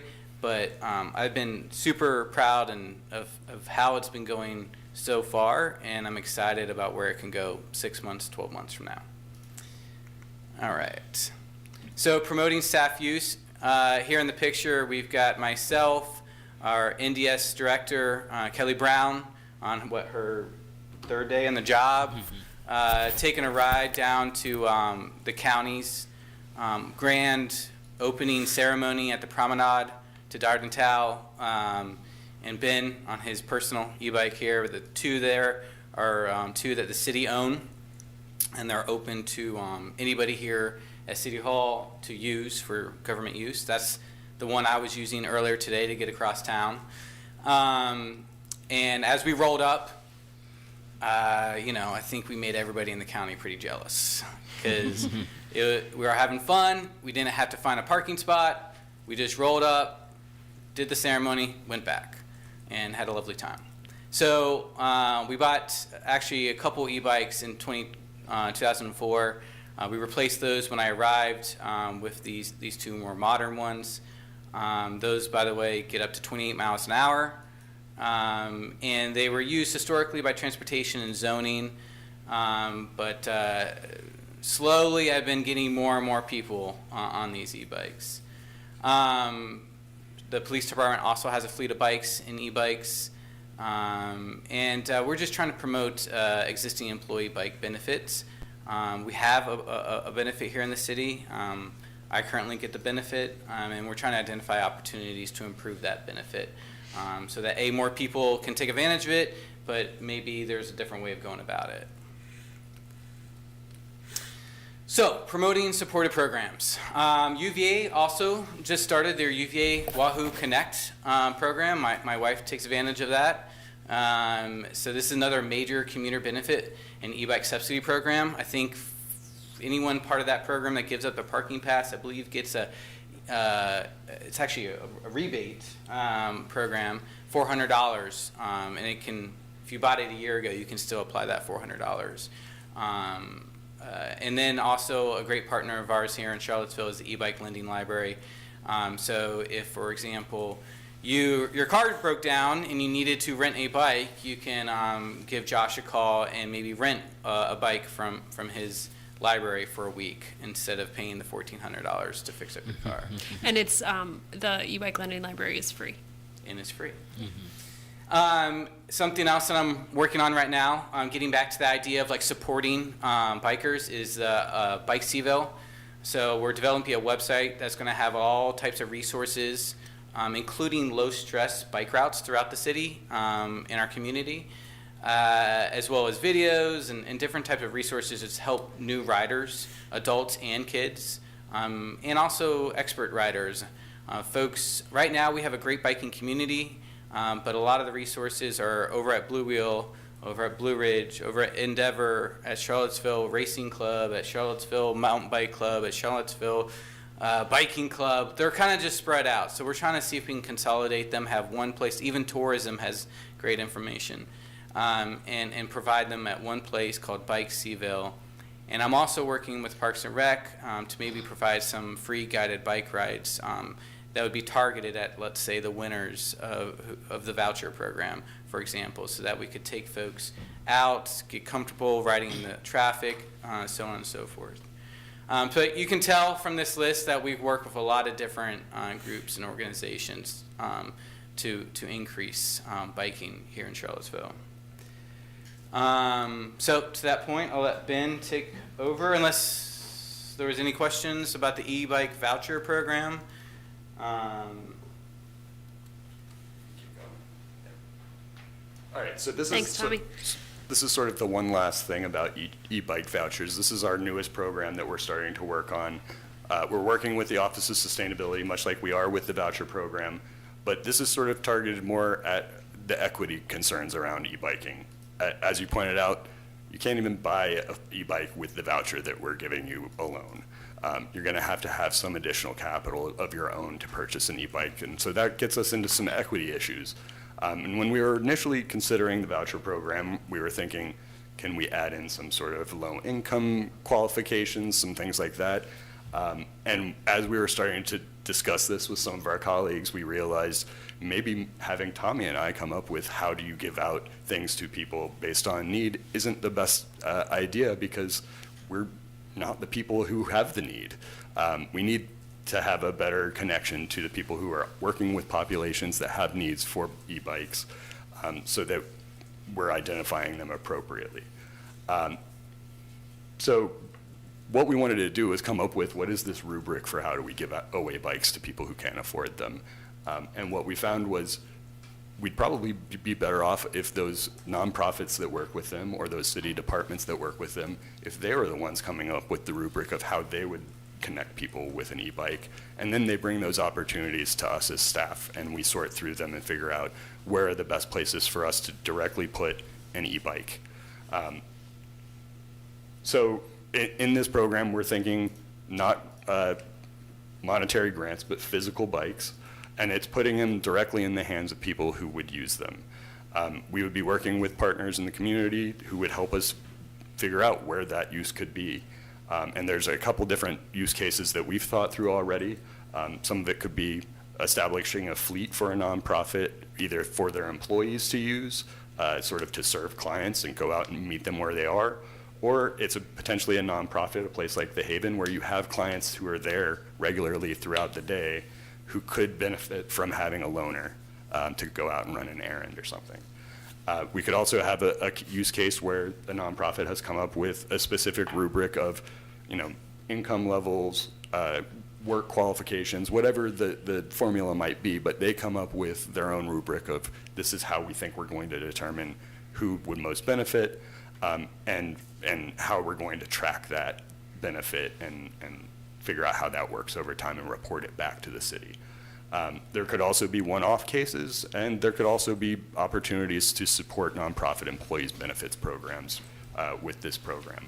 This is something we're very much in the process of cooking, but we wanted to make sure that this was put before you alongside with the voucher program to make sure that you understood we're not leaving out the equity concerns. We are definitely making sure that everyone is going to be covered by our e-bike programs. So our next steps are lots of opportunities to work on bike stuff over the next 5 years. I think I went over that pretty thoroughly with y'all. E-bikes are a major element of making sure that that is successful. And so we've created several different e-bike programs that we're working through. This current resolution that's before you for this specific action item would take money from the Bike Infrastructure Fund and money from the Climate Action Fund and put it into a new fund for bike programs, and specifically the voucher program and the social mobility grant program. So with that, if you have any questions, happy to answer them on bicycling and e-bikes. Kyle will be up here in a second to talk about safe routes to school and that resolution, but I think we can pause here for questions. And Is there something we're voting on to fund this? Is that what we're doing? yes, there should be a resolution in your packet for The reallocation. creating the e-bike fund and reallocating It's a funds. is it a public hearing? No. It's the first of the first of two readings. Right. Where's the money coming from? It would be coming from the Bicycle Infrastructure CIP Fund, which also gets some funding from our dockless mobility permit program. So we're kind of saying that VO is paying for a portion of this. We're also using funding from the Climate Action Fund, which was set aside for electrification of transportation. So it's 150,000 appropriating funds, 150,000, 75 is coming from dockless mobility? It's coming from bike infrastructure, which we've gotten quite a bit of that is from revenues from dockless mobility. 75 is coming from the Office of Sustainability? Yes. Is the idea? Mhm. You feel like this will be a good down payment, I guess? It's a good start. As Tommy mentioned, and has mentioned repeatedly to everyone who has asked him over the past couple of weeks, this is a pilot. This, I think, is a good place to start. We know that there are opportunities for outside philanthropy to also be involved. We've gotten a few hints of interest in that. I think for us, this is a good place to start, and we can figure out how successful it's going to be with this amount of funding. So will you come back a year from now and give us an update? Is that the kind of thing that happens, or is this just good? I mean, I do come back on an annual basis to give sort of a grander transportation and all Sure. of the things that are happening. So Yeah. it could be a part of that, or it could be a separate presentation. I guess but my I'll question leave is, that up to you. so like a year from now, so is this being funded, help me out here, I'm sorry, Sam. Is this being funded like a one-off thing, or is it going into the No, this is general just, fund? this is just a use of funds that are available, pulling it from two categories to set it up for this intended purpose. Okay. So it's limited for this use that they've outlined for you here. Any Until additional As long funds. as it takes them to spend that Right. amount. Okay. And then he's good at asking for money. Don't worry about that. All right. Okay, I see. Well, my worry there is that the $75,000 coming out of the bike infrastructure CIP line item, which is only $100,000, so that leaves $25,000 for bike infrastructure, This is from existing funding that is currently. not future budget. Right, this is existing funding that budget. is currently sitting in our bike infrastructure fund that is just money that we're trying to spend down. A lot of it's gonna be spent down this year on the West Main project and on the Fifth Street project, but the other large investment that we wanna make aside from those and bike racks would be for this program. Okay, great. Lloyd, did you? I thought I had heard a few months ago that the money for the voucher program was not coming from the city general fund. Is that incorrect? Well, it is coming from the CIP fund, but it is because we put revenues from our VO scooters into that bike infrastructure fund in the CIP fund. So technically it is city funds, but it is not coming from tax funding. It is coming from revenues from our permit program that's associated with the scooters. And how much have we been getting in those revenues? They have gone down in recent years because we changed what the permit program was. In earlier years, we were getting about $120,000. In the past 2 years, we're closer to $45,000, $50,000. Okay. But I had frankly thought I had understood that we had somehow gotten a charitable donation or something that was not going to be city money going into the vouchers. In fact, I've told a number of people that, and I guess I was wrong.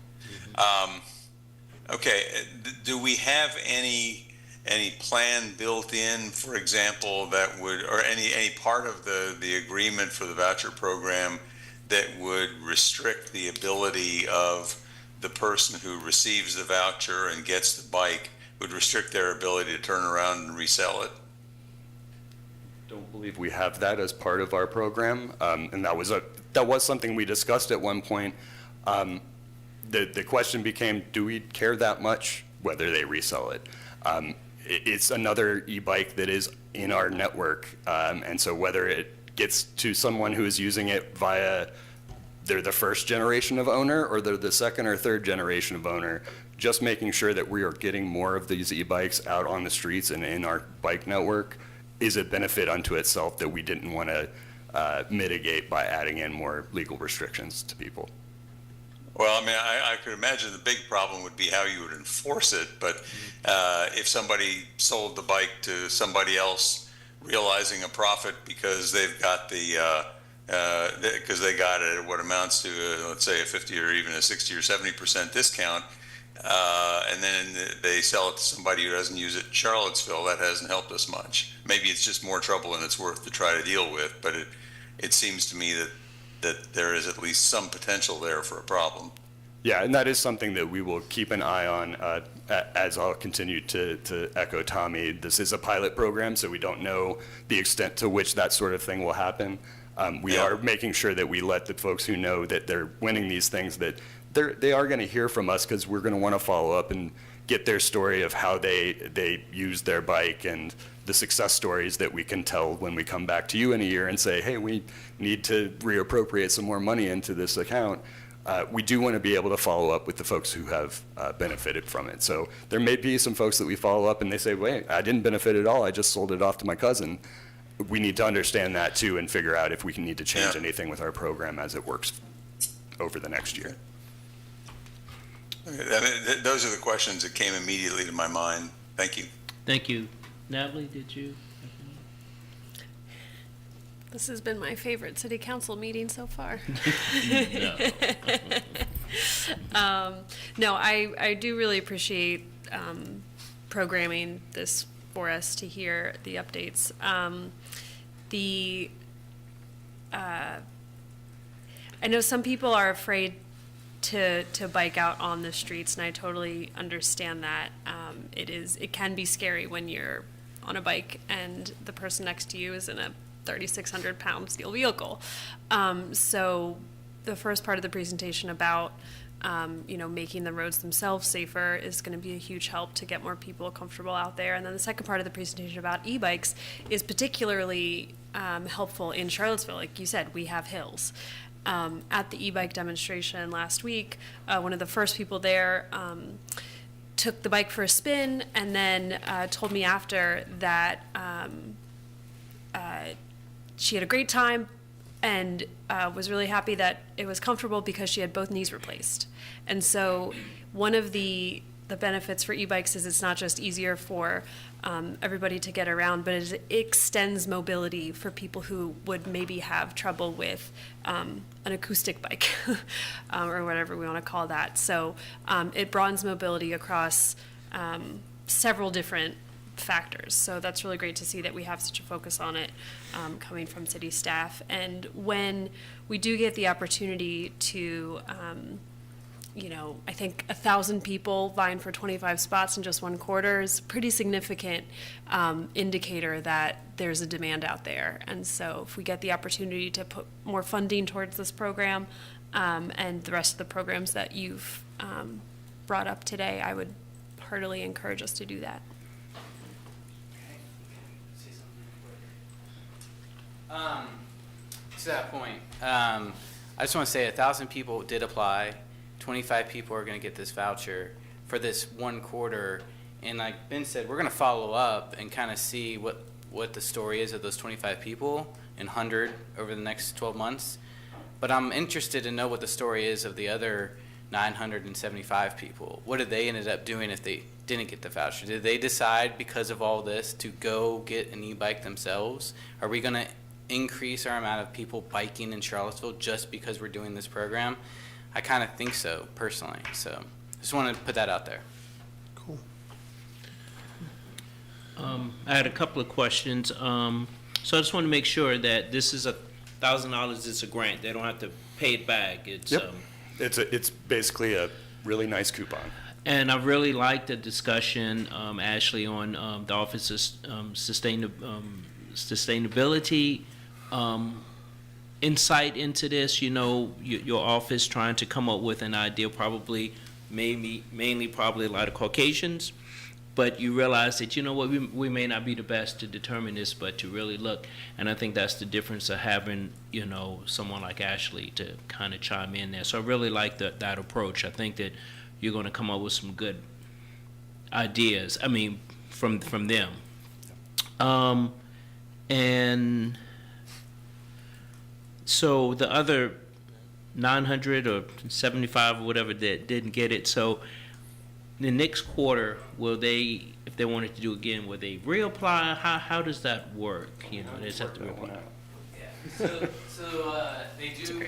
We decided that we do want them to reapply. We wanted to not assume that they didn't buy a bike, and we also wanted to use this as more promoting of the program. So 3 months from now, we're gonna have another round of like promotion going out, and to be perfectly blunt, like 1,000 people applied, but we didn't really get the word out as well as we would have liked. And we hope to do a better job 3 months from now, and you know, reach different communities and get the word out differently. So how did you all decide? I mean, that's like pretty difficult to go through. How did you determine? Did you go through each 1,000 of them and said, I think this one is good? How did we get how do we decide who gets the voucher? Yeah. We're doing a lottery. Oh. Yeah, so we run a lottery of 1,000 applicants. Okay, because I know you said you weren't doing the first one. Oh, you're Okay. a city employee. You probably actually said that a don't few get. times. I just You don't. So city employees are not eligible, Right. unfortunately. And so I rule them out, and then I go through and Yeah. make sure that their addresses are city residents. They come pick up their voucher with their W-9 because it's a grant, and hand over their voucher. They give me the W-9. We're good to go. So my last question is, I just want to make sure that this is going to city residents, and I know you said that Yep. you check it. I can see a lot of, you know, people. We do. I think all the emails I got were like, I live on East Market, you know, at the end of Woolen Mills, Yeah. but I'm a county resident, but I'm right there, you Yeah. know. And I'm like, you know, it's a household resident, city resident, unfortunately. So yeah, we verified that. I have to get a W-9, and they have to provide proof of residency, one per household. Is it? I know that we're partnering with some local bike shops, and I met several, at least one of them, last week, and I hope that they would choose a local one. But do they have to? I don't remember. They do have to. Again, we're trying to build a foundation for Yeah. this program, and then we can like build on complexity later. Yeah. But I was really adamant that we work with our local bike shop. So Yeah. again, if we're getting, one of the things you list when you apply is like how your biking experience, and there's a number of people that don't have much at all. And so if we give them a $1,000 voucher and we say, have fun, you know, here's a website you can buy, and they don't have any experience, they buy the wrong bike, it breaks down, they have to assemble it. There's just a lot of issues with that. I want to make sure that everyone felt supported through this process. So yes, they're working with our local bike shops who are amazing, and that way they know what to do. If something goes wrong or whatever, they can easily take it back. Yep. Correct. Yep. I like it. Thank you. Any other questions or comments? Welcome aboard. I think this is your first meeting, at least that I've seen. Welcome aboard. You just jumped right in, didn't he, Sam? He's like, So do we want to put this on the consent agenda? Lloyd, you have any problems with being on consent agenda on the 18th? No, I don't. I know we you could read it vote tonight. for right now. Keno to be on a consent agenda on the 18th. Thank you so much. All right. I won't go too far because the next Right. one is going to be about safe routes to school. So Remy's going to pull that one up, and then I'm going to introduce Kyle Rodlin. He is our safe routes to school coordinator. He's going to walk you through a presentation he's given parts of to various other groups around the country. So you get to have that wonderful experience. I'll come in the end and sort of wrap things up and lead you to the next resolution. So Okay. Kyle, I'm going to keep it short. Well, it's Yeah. not that short. Yeah. All right. Oh, that's really clear. I was like, how do I advance this? All right, I'm Kyle, Safe Routes to School Coordinator. This is not my first meeting, but this is my first meeting in a while. So I'm going to go over like a little bit of history of the program if you guys aren't familiar, and just kind of share what the program has been up to since the inception of it. So this is, as it says, an oversimplified version or an oversimplified history of Safe Routes to School. So the program started in 2016. That's when I started as coordinator. When the program started, I got the job as a coordinator, and I've been the coordinator the whole time. The position that I took on began as a part-time position, and that lasted a few years. And the way the program started was it was focused mostly on education and awareness, so kind of programs. This was on a grant from VDOT that was very much called a non-infrastructure grant. There were also infrastructure grants, but that was just funding for hard infrastructure that the former bike ped coordinator was working with. And so some of these programs were bike education events that were like walk and ride to school events. And there was a lot of collecting feedback, student travel data, and identifying the needs and the safety concerns of school families, school communities, and also the people that lived around schools. Again, this is an oversimplified history here. And so kind of we're about halfway now, pre and post pandemic, but the pandemic was a turning point for this program in two ways. One was kind of happenstance, because right around when the pandemic hit, this program shifted from the grant that it was on with VDOT over to the TAP grant. And that did a couple different things. It didn't really change how much funding was provided.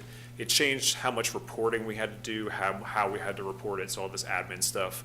But it also opened a couple of doors. It opened doors, it ushered in the access to the high school, because previously this program was just K through 8. So on the new grant around the pandemic, we were able to work with the high school. Not that we weren't working with the high school before a little bit, but we were officially allowed to work with the high school and also work with infrastructure projects. The other thing that the pandemic brought us was a lot of problems. It was the pandemic. So school went virtual for a while. And then when school came back, there were some issues that I'll talk about on the next slide. And then, since the pandemic, we've done a lot. Like this program, kind of the meat and potatoes really changed here. So we're working a lot with infrastructure improvements, policy changes, and a lot of advocacy in local government. And the heartbeat of this program has been and continues to be our really, really strong and solid relationship with the school system. So we have an amazing partnership, and it really is like the lines of communication are open, and they always are. And then the other thing that has kind of been ticking in the background, but is really, really massive, especially with new leadership, when new leadership came in after the pandemic. There's been an integration of this program into the foundation of the city and its planning and design and policy kind of going forward. So the city has really kind of put its arms around this program and taken aspects of this and really kind of changed standards in the way that things work, especially in the planning, design, and policy thing aspects. All right, so here's that slide I was telling you about what happened during the pandemic. So this was a big shift, like I said. What it gave us, and again, this is an oversimplification. There's more to be. I could talk about this forever. But basically, when school went back in person, the state mandated bus distancing guidelines. Those were in place. I mean, that could not be overridden. And then also came the school bus driver shortage. This is a national shortage. This is not unique to Charlottesville, and this remains to this day. So this is a big, big issue. So the fallout from this was the bus capacity with the distancing guidelines went from 50 students to 18. That's since changed, but this is just the history here. And so with the bus driver shortage, we had fewer buses. So not only could we carry less students on a bus, we had less buses as well. And so since there were less bus seats available for students, this was going to create more car traffic at school. And this was going to leave a lot of families and communities without a way to get their students to and from school who, previously relied on bus service. So the first steps that we did after kind of seeing these problems and freaking out was we called a meeting with the school superintendent, who is the former superintendent. And we put all the issues and potential solutions to those issues on the table. Like, this was total brainstorm, like throw all the spaghetti at the wall, like nothing was off limits to just talk about. We didn't implement a lot of those ideas, but it was good to workshop that. And this was the beginning of forming the Student Transportation Committee. And this is kind of the fabric of this relationship with the school system. So the pandemic kind of, there was a silver lining to it, right?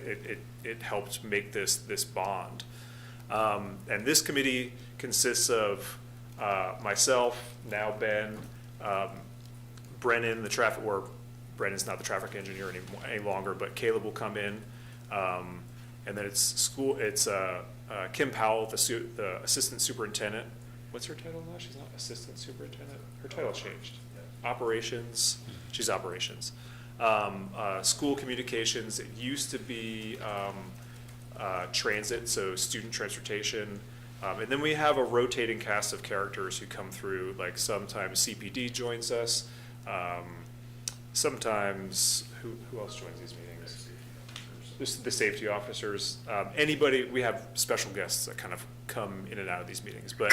We were doing the monthly, we were doing the weekly, then we were doing the bi-weekly, now we're doing the monthly, and, sometimes we throw an extra one in there if we need it.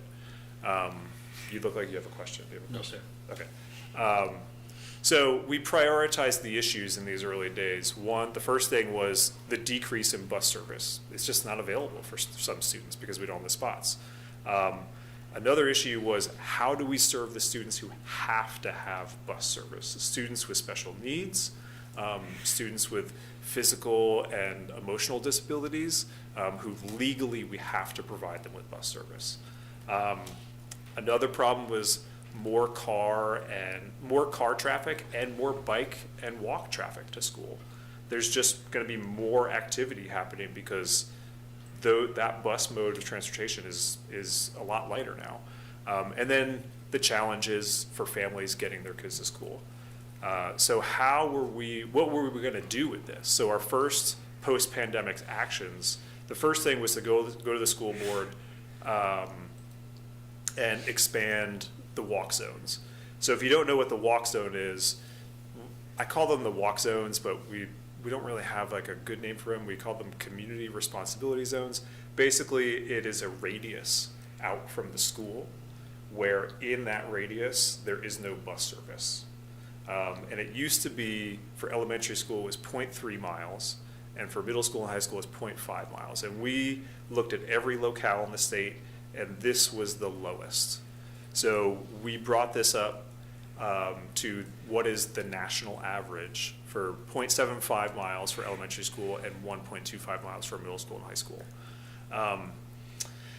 And with that, it's not on this slide, but with that, we recognized that this was going to do two things. This was going to alleviate the demand for school buses. Great, because we don't have as many school buses anymore, or that many. We have the physical buses, we just don't have the drivers. But this is also going to create a lot of problems for people, right? This was people who were once getting bus service were not going to get bus service any longer. So it was going to increase walk and bike traffic and car traffic, and also create problems for people who couldn't do either of those things. So we realized that we need, if we're going to restrict or kind of take away bus service or tell people they don't have bus service, we need to do everything that we can to support those people in whatever modes of transportation they are going to participate in after that.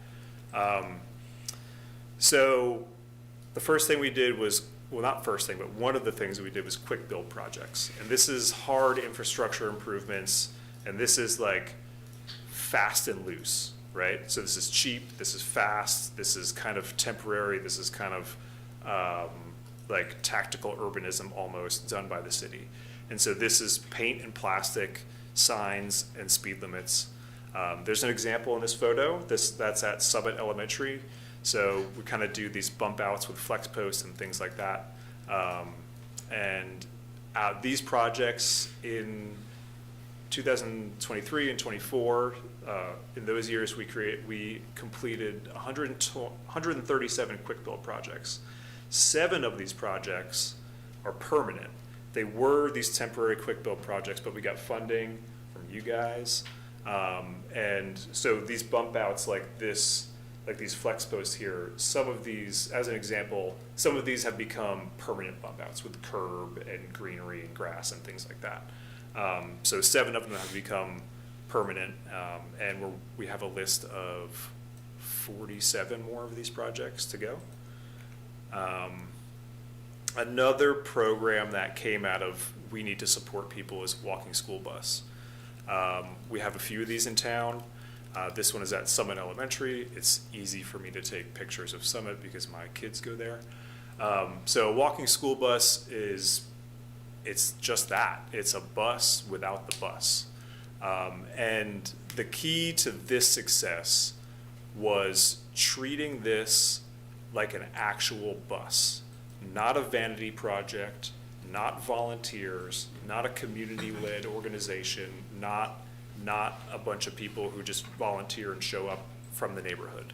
So this is recognized by the school as an official mode of transportation. They know how many kids are on the bus. They know which kids are on the bus. They know their parents. It is a designated route that it takes, and that route is prioritized.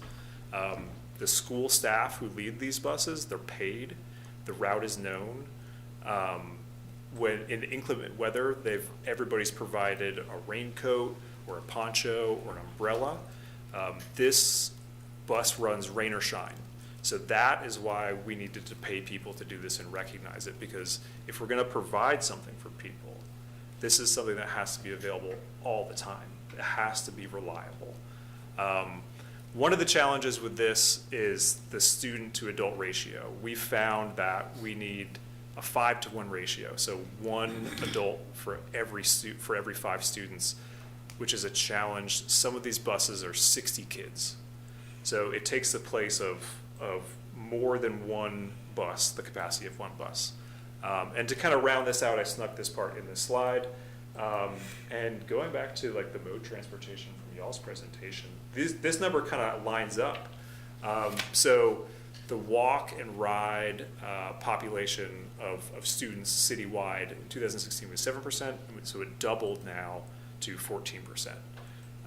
So we have double the amount of kids walking and riding to school, which means something's working, but also we need to continue to support. We need to continue to do this. And a lot of those projects, the quick builds, they're amazing, but a lot of them need to be permanent.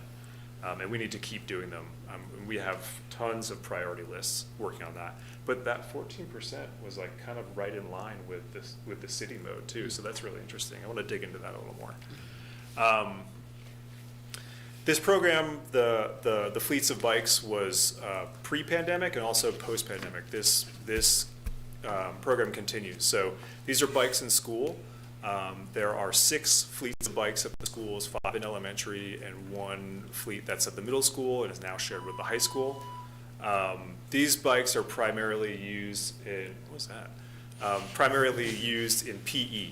Some schools use them at recess. They have been used for after school because we're working on building out like an after-school bike program, which a lot of these bikes are used by the PE teachers, and some PE teachers use them a little bit. Some teachers use them a lot. It's up to them. These are their classrooms, their students, their community. They know how to teach and use this equipment as best, how they would in their classroom. So we're looking at adding more fleets of bikes that are dedicated for those after-school programs, and we're organizing that with the YMCA who runs the after-school program. So this is part of the education and support for those families and the kids and students who ride to school. There's another program which I don't have in this presentation, which is neighborhood bike repair, but we can talk about it another time. Another thing that came out of the pandemic are these safe routes to school maps. So this is kind of a subway style map, and they're cute, they're fun, they're easy to read, but they do a lot more than just, inform a parent, and it goes beyond just kind of putting it on the refrigerator as a reminder. These actually inform kind of what we do at the city. So more recently, when we had the snow and we had to go out and clear sidewalks, like I was texting with Public Works at like 10 o'clock at night. They're like, what are the routes to school? We need to prioritize, like, these are where we need to focus our attentions on where we're clearing snow. Because if this is where we're telling people to go, this is where we should prioritize things. So it informs Public Works with maintenance, sidewalk repair, and just the general maintenance of the sidewalks and things like that, and keeping those routes open. It's also a tool for our infrastructure project prioritization. So anytime we get any kind of funding, we look at these routes first, and then we kind of go out from there. So we look at these routes to school, and then we look at what intersections on those routes or improvements need to be made, and then we look at what is in that walk zone for that school. So, and then we look at where do the buses go outside of that walk zone. So it kind of helps us build a prioritization system. And these maps were originally based off of sidewalk continuity.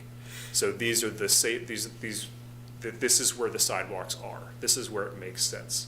And we've reached out to the schools and the school communities for feedback before we made these decisions. It wasn't just internally, we just came up with this and pushed it into the schools. So we worked with the schools. Again, that fabric of what this program is the relationship between the city and the schools. More recently, we're working on, Ben talked about this a little bit, we're working on traffic changes around the schools themselves, because those car lines and drop-off, like with vehicles, have increased, and so have the kids walking and riding to school. So around the schools themselves, it's been problematic for some schools. It's been not problematic and an easy shift for other schools. So we are constantly looking at and receiving feedback and comments from families, the school, the teachers, the admin, about what the problems are. This is Summit Elementary. These are the traffic changes. This is a pilot that we just implemented just before the snow. And there were a lot of problems with students crossing lanes of traffic and people doing three-point turns in the road. We've also worked with the police on this so that we make sure that we're kind of above board with the law and ordinances and things like that. But this is a big process. This is not just us putting an infographic together and then saying, oh, let's try it. You know, there's lots of internal meetings, there's public meetings, public comment, a lot of communication, putting flyers on doors, knocking on doors, talking to people around the neighborhood, things like that. So this is another thing that this program is involved with and comes out of that relationship with the schools and being involved in the school communities. The next one we're doing is at Burnley Moran, like I'm working at those meetings now. And this is my last slide before I give it back to Ben. Our program has gotten a lot of attention outside of Charlottesville. This is kind of where I've been kind of talking and invited to speak and people I've been working with. So I was asked to speak at the NACTO conference in Miami this year. The three of us went. Also, I was supposed to speak, but it fell through at the National Safe Routes Partnership Conference. But I'm on the bill for this next one coming up. Presenting at the Virginia State BPAC. Been involved with the UVA and their transportation grad programs. I'll be speaking at Virginia Tech next month. And then we have partners, so kind of my counterparts in these cities. In Richmond, I really work closely with Richmond.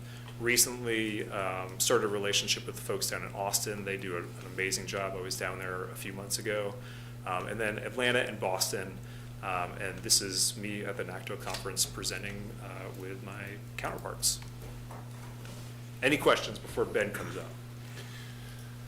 No, I just want to thank you, all three of you guys, for the work you're doing. But when I drive in the morning to work, I still drive, unfortunately, but and I see the kids, I know the changes that happened around the pandemic, and I see the kids going to school, and I can tell the intentionality that's gone into all of that. I know there are people behind that, and it's you all, and I appreciate that. And I think it really speaks to the kind of organization we have, where we have such close coordination with the schools as well. That also makes me very happy, so thank you. Oh yeah, thank you for noticing. I also agree. Thank you very much for all of the work that you've done. I hadn't seen the subway style school route map yet, and I think it's great. That kind of language of a subway map is something that a lot of people are familiar with, and so framing our other maps in the same way, people understand routes, navigation, and kind of that visual language of wayfinding. So I think that's a really smart decision. And then, the fun colors, because it's kids and school. It's kids. It's easy. great. Yeah. Less words is better. Yeah. And then having the success of the walking school bus is awesome to hear. I know a lot goes into that. It's a big responsibility. Yeah, it's not easy to maintain. No. But the fact that, walking has increased by default, but also in a safe way. The taking it seriously part of, we have to have it be reliable and monitored is, it's great to see that effort has been put into it. And I'm, also the quick build, that number surprised me. I didn't realize it was that high, so that's great. Yeah. How are you funded? Currently through the TAP grant. Yeah, Okay. it's the next slide. I'll save that. Yeah. I also just want to say one more quick thing, which is kind of back at everybody in the city. Thank you for taking this seriously.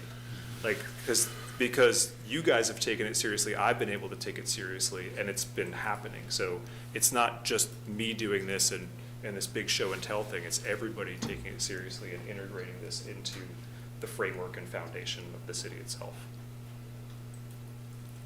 You ready? Pull that last slide back up and we'll talk. Oh, Lloyd, you got any questions, Lloyd? It's just your name up there. No. All right. So the last slide here is sort of. No, I don't. All right. The last slide is sort of what are the next steps, and the first is the matter before you tonight, which is the resolution that will appropriate the Safe Routes to School Transportation Alternatives Non-Infrastructure Grant to NDS. This is the grant that pays for part of the salary for our Safe Routes to School coordinator, and this will be the last time you get to make this vote. We have been informed by VDOT that some of the regulations around the TAP grants have changed as a part of the infrastructure bill that was passed under the Biden administration. And they were looking at sort of the non-infrastructure funding as sort of a starter. We're on our 9th year of the program, and so they're saying you're way beyond a starter program. You need to sort of take that on yourselves and not rely on federal funding for this going forward. So this will be the last time that we come to you asking to appropriate the TAP grant to NDS for this position, but that also highlights over the course of this 2-year grant, we do need to figure out a way to continue this program and to continue funding it. We also need to look for opportunities to fund the capital projects that are associated with this project, with this program. Over the past few years, the capital projects have been funded through ARPA funding. All of those funds had to be encumbered by December 31st of 2024. We got in with the last few dollars that we had allocated to Safe Routes to School for ARPA, got those committed in December to upgrading all of our school zone flasher signs. So we will be seeing that upgrade rolling out soon, but beyond that, there is not direct capital funding specific to the Safe Routes to School program. That means we're going to have to be working with that Transportation Infrastructure Fund and Neighborhood Transportation Improvements Fund to sort of make sure that we are capturing the needs that were within the school zones using those funding opportunities. We will be able to go after TAP grants in the future for sort of infrastructure things. We'll also be able to go after other state and federal funds to support this program, just not as far as the salary, and it's probably going to take us a couple years to get grants put together for other infrastructure projects for this. So you said the TAP grant? TAP, which is a Transportation Alternatives Program. It's a federal program that's administered by VDOT. So the other thing that we use our grant funds for quite a bit in the past was maintaining the school bike fleet. The current grant, our non-infrastructure grant, is no longer allowing those sorts of charges, so we're going to have to figure out from our infrastructure, our bike infrastructure fund, how do we first expand those school bike fleets so that we can start doing that work that Kyle was talking about with the after-school programs, and then how do we maintain those bikes going forward? What are the bike parts that we need to have on a regular basis? So we're going to be working through that over the spring and figuring out how we keep this program moving forward and building out the infrastructure that's associated with it and building out the fleet that is associated with the schools. Lastly, we are working with our Bike and Pedestrian Advisory Committee to help us think through some of these capital issues. We have had them set up a subcommittee specific to the Safe Routes to School program. We're going to be working with them throughout the spring and the summer to define what that program is and how they can provide input to Kyle's program going forward. So with that, I will turn it over to y'all for any remaining questions and the resolution for appropriating the TAP grant. Lloyd, do you have any questions? No, I do not. Okay. Thank you. I know we've been asking questions here, Brian and Natalie. You have any other questions? So just to clarify, right now, the TAP funding is facilitating Kyle's position. A portion of his salary is paid for by this grant, yes. Okay, and the rest from the city? That's right. Okay, so we should expect to incorporate the rest of that funding from the city in the near future unless there's other grants that take Correct. its place. Yes. How much time is spent on securing grant funding for the position? Well, this grant is a 2-year grant cycle, so luckily we only have to deal with the headache every 2 years. And then it takes Kyle a couple months to make sure all the paperwork's in line. It's usually the same format every year, so it's not too difficult for us to get all of our ducks in a row, but yeah, it is definitely an extra exercise that we could benefit from not doing. No, that's true as well. Yeah, And does aside it- from the application, there is reporting that we have to do to stay current with that And- grant as well. Does the grant have to go towards salary or could it go to other? Right now, projects? that grant is focused purely on salary. Okay. Oh, no, there's an operating budget. There's a little bit of operating budget as well, yeah. Okay.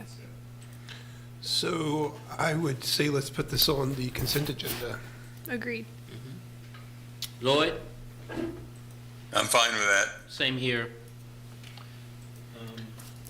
Well, thank you. all. Thank you. You guys rock and roll. I'm sorry the students left. I saw Yeah. you asked them how they got here. Did they say bus? They got here by bus. Light rates. They were here just to stay like a class. Thank you. Thank you so much. This is great news, all good news. Let's see.